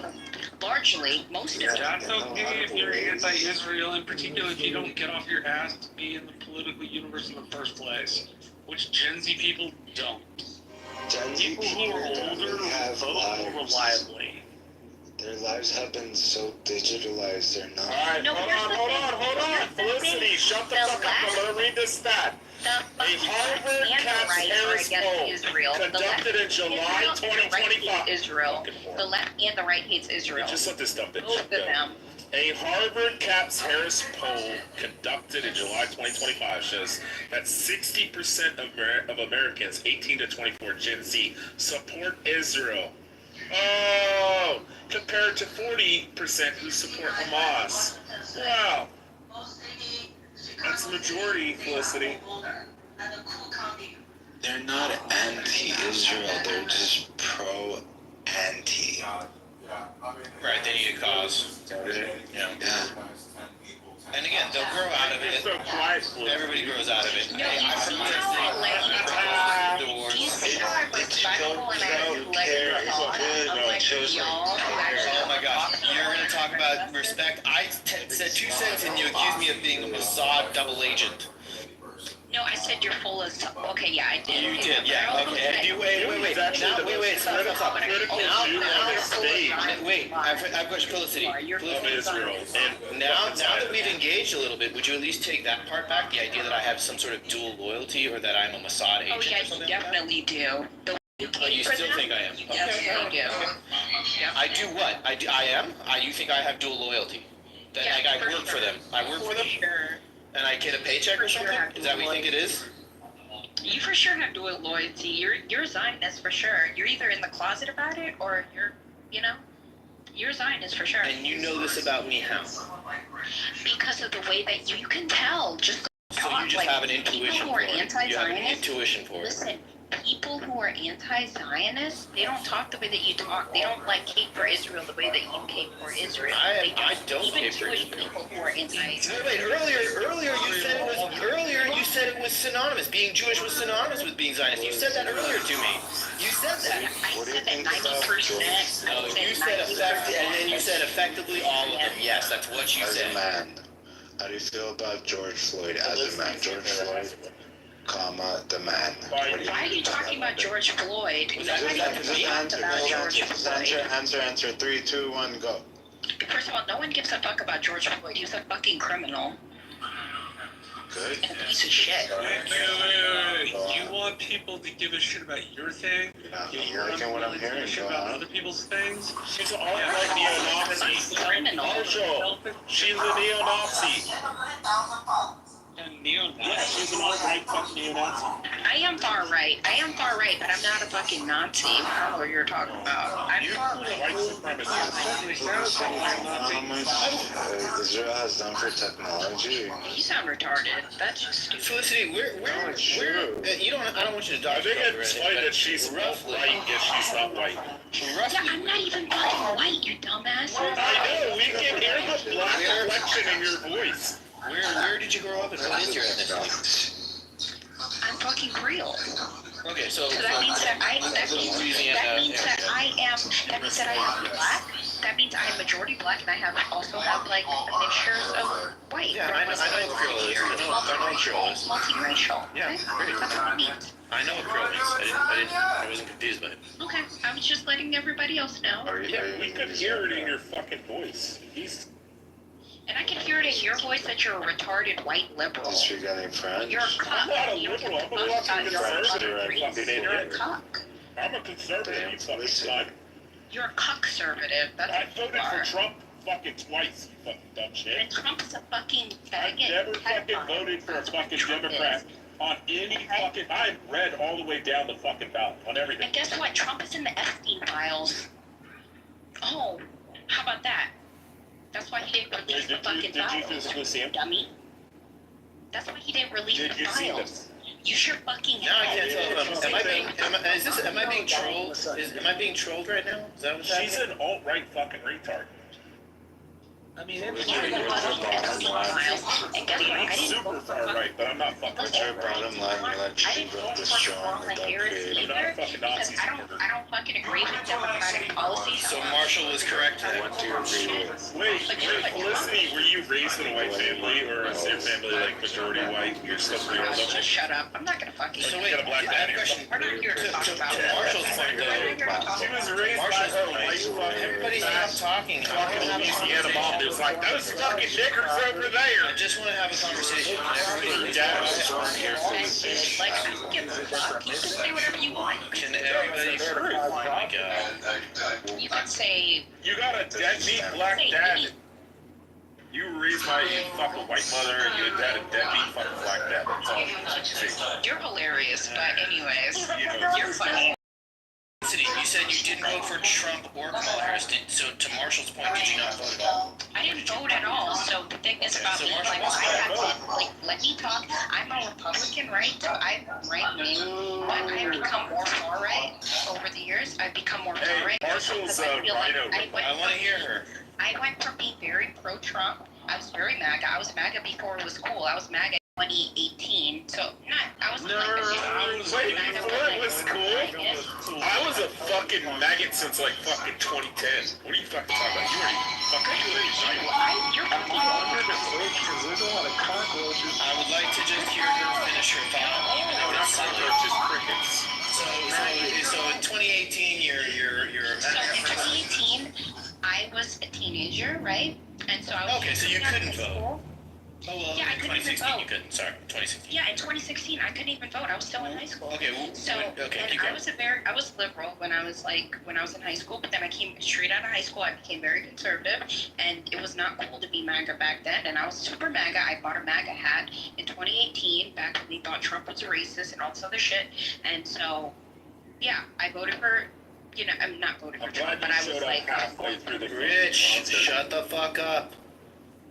yeah. So I've been Trump. Like even for this election, this 2024 election, I was going for Trump, and I was happy that he won, and I was hoping that he was going to deport illegals, like he said he was going to do. He was going to do all this other shit, but he never ended up doing any of No, that she shit. said And actually, she didn't vote for him. Where you are claiming to be a part of a powerful generation, yet you don't exercise your civic franchise in voting for hell. I don't even care about the fucking president. Like, okay, you boomer. not even take your civic exercise out for some of your local shit, like a state house rep, who I don't know, helps control shit like state taxation policy, which affects your pocketbook. Like, Listen, okay, it doesn't matter what you have to say. At the end of the day, Trump is not actually forwarding that many people. He wasn't even talking about Trump just now. if you are going to complain that shit's not going the way you want, yet you didn't avail yourself of the mechanism to help change it, then you're complaining for shit you should Listen, retard. How about you actually look at the Marshall, policies you know that why? Trump is doing? Marshall, the only thing he it's gives a because fuck it's the about is Jews. Israel. He doesn't give It's a because fuck it's about the. America. I knew it.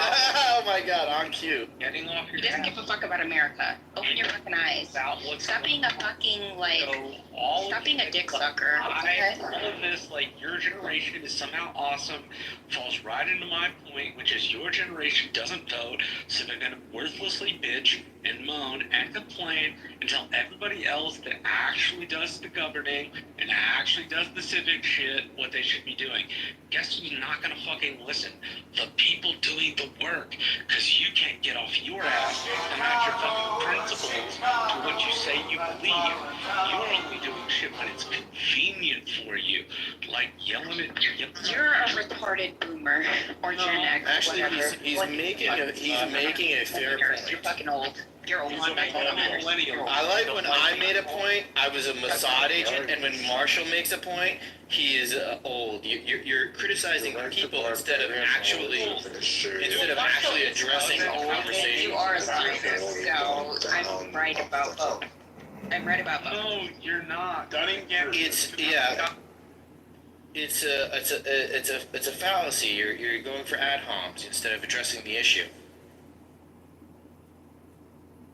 No, I addressed the issue, and we were talking about you Trump. called him a boomer, and when I made a point, you called me a Mossad agent. So those are ad homs. Well, You're trying to attack. You actually are Zionist. You're a Zionist. Again, it doesn't. Yes. Okay. Great. So again, if I make a point, you attack me, and if Marshall makes a point, you attack him instead of the actual points. It's a way to shift and not even have the conversation. Listen, I addressed Marshall. How about Marshall make his point again, and instead of calling him a boomer, you respond to it. I let him talk, and unlike him and you, who actually overtalked me when I tried to talk on this app, you overtalked me. I actually let y'all talk, but you did not let me talk. Principles where their commitment is. Okay? And you need to stop being a princess. Men who speak over women are fucking betas, okay? Don't speak over women. This isn't the bad girls club. I feel like I'm being trolled right now. Not bad girls club, okay? You don't overtalk us. You know, we're not about to like keep talking until we like hit it all, we like fight or something. You know, like we're not gonna square up. Like, you know, this isn't the bad girls club, okay? Yeah, 100%. Anyway, let me know when I can say something. Go right ahead. Somebody say something interesting. Oh God, She's not. God. Well, the thing is that I mean, our greatest ally. Well, I mean, Trump is a Zionist, and he's just thrown humanity into Zionism. That's the end of it. You know, they just saw God off like a parking lot. You know. Yeah, not just that, but Trump's not just a Zionist, but he actually has Zionist dick up his ass because he was actually trying to make it so that that's fine, exactly. He was trying to make it so that he was trying to put a law where you're not going to receive funding if like a hurricane hits or like some sort of natural disaster hits if you don't support Israel. And that shit is not fucking legal. It doesn't matter what he wants. He can't fucking do it anymore. That's what he was trying to do. So But the thing is that, well, biblically, it's the apostle. There's a fucking billionaire, just so you guys know. Well, look, actually, we're launching a new app. We're launching a whole new app called Meg's Alpha Male Dating, which is going to be like an inverse of Bumble, where men are going to choose, right, who they message. So that's in process. So Felicity always anger towards Donald Trump, but you are. I am conservative. I'm very conservative. I don't really necessarily go for like the Democratic Party, but yeah, but I think that Trump is a puppet. And I think that if you're the type of person, it doesn't matter if you vote right or left. If you're a Democrat and you like blindly serve someone who's a leader. Yeah, how do you feel about gay rights? Can I talk? I'm just asking like for context. How do you feel about gay rights and gay men? You can't purchase a beer. I don't care about it. Let them fucking eat. I don't give a fuck what they do. Like, I don't think that they should be adopting kids, but I don't give a fuck. Like, do what you do. I don't care. But anyways, can I talk? Yeah, if you blindly support a leader, like no matter what they do, you just have no fucking backbone. It's like, because I supported Trump for the longest fucking time. I've been supporting him since I got out of high school. And now I'm like long out of fucking high school. Not super long out of high school, I'm still young, but... He had to support someone who's not his wife had a baby prior. What the fuck are you talking about? Oh wait, so you just don't know anything about She doesn't know. She's between 18 and 24 years old. She doesn't know. Oh, okay. She's like in fucking middle school. Wait, so Donald Trump had sex with Stormy Daniels, like right after his wife gave birth to, I think it was to Barron. I think she was in like 6th grade at that time. I didn't know anything about that shit. Like, I'm not that fucking old. I'm sorry, I'm not. 11 years old. And But how about a guy that gets on national radio and he knows like he's running for president? Shit, or like he eventually has like long-term goals. if you don't vote for me, then you're not black. Remember when Trump said that, Felicity? That was fucking Joe Biden, dummy. I also. Well, I figured you didn't know anything about it since you were 17. There we go. Okay, so I know that was a trick question or whatever, but... Do you remember when Donald Trump said he's going to have those niggers vote Democrat for the next 200? I don't give a fuck what you say. You can say whatever you want to say. You have to understand that He also had a nickname for his dick. It was Jumbo. Good for you. understand that I follow. You can say nigger all you want. I don't give a fuck. I'm not. Look Because at I Dave follow Johnson these said. fucking neo-Nazis. They say that shit all the fucking time. They'll say any fucking slur. So I don't know why you think that. Why did matters to me. Ray run away when I started literally saying all the do not give a racist fuck. Democratic Okay? What is your platform? Like, what is your point? Sorry, or like, are you okay? What's your point? Like, do you George think I give a fuck about that thinks word? that he's a I god. promise you, sweetheart, I promise you, I don't give a fuck about that word. It's stupid. It's a word, and I think that if you get offended over because a you're word, raised by your fat white fucking trailer trash fucking mom who hated fucking I black people. think that if you get offended Your mom by a Your word, mom got you fucked have by a black issues. dude, and then the black dude fucking ran out on you. All right, good for you. If that's how And you now you feel, call whatever. yourself Creole and you're just mixed race. So why are you being so mean to her? Because she's Where are you from, Felicity? She's insufferable. Where are you from, Felicity, and what do you do for your work? Figure it out. Rayaba, do you remember when Loki and I, Jacoby, I'm gonna ask her. and we fucked your Excuse me, I'm asking her. I'm asking her what she does for her work. Ray, do you want to show the picture Y'all are of so your dad funny. when your dad was in having prison, time Ray? with my wife right now. Show your white dad, Ray. Show your white dad while he's in prison. No, listen, that's enough of that. Like, wait.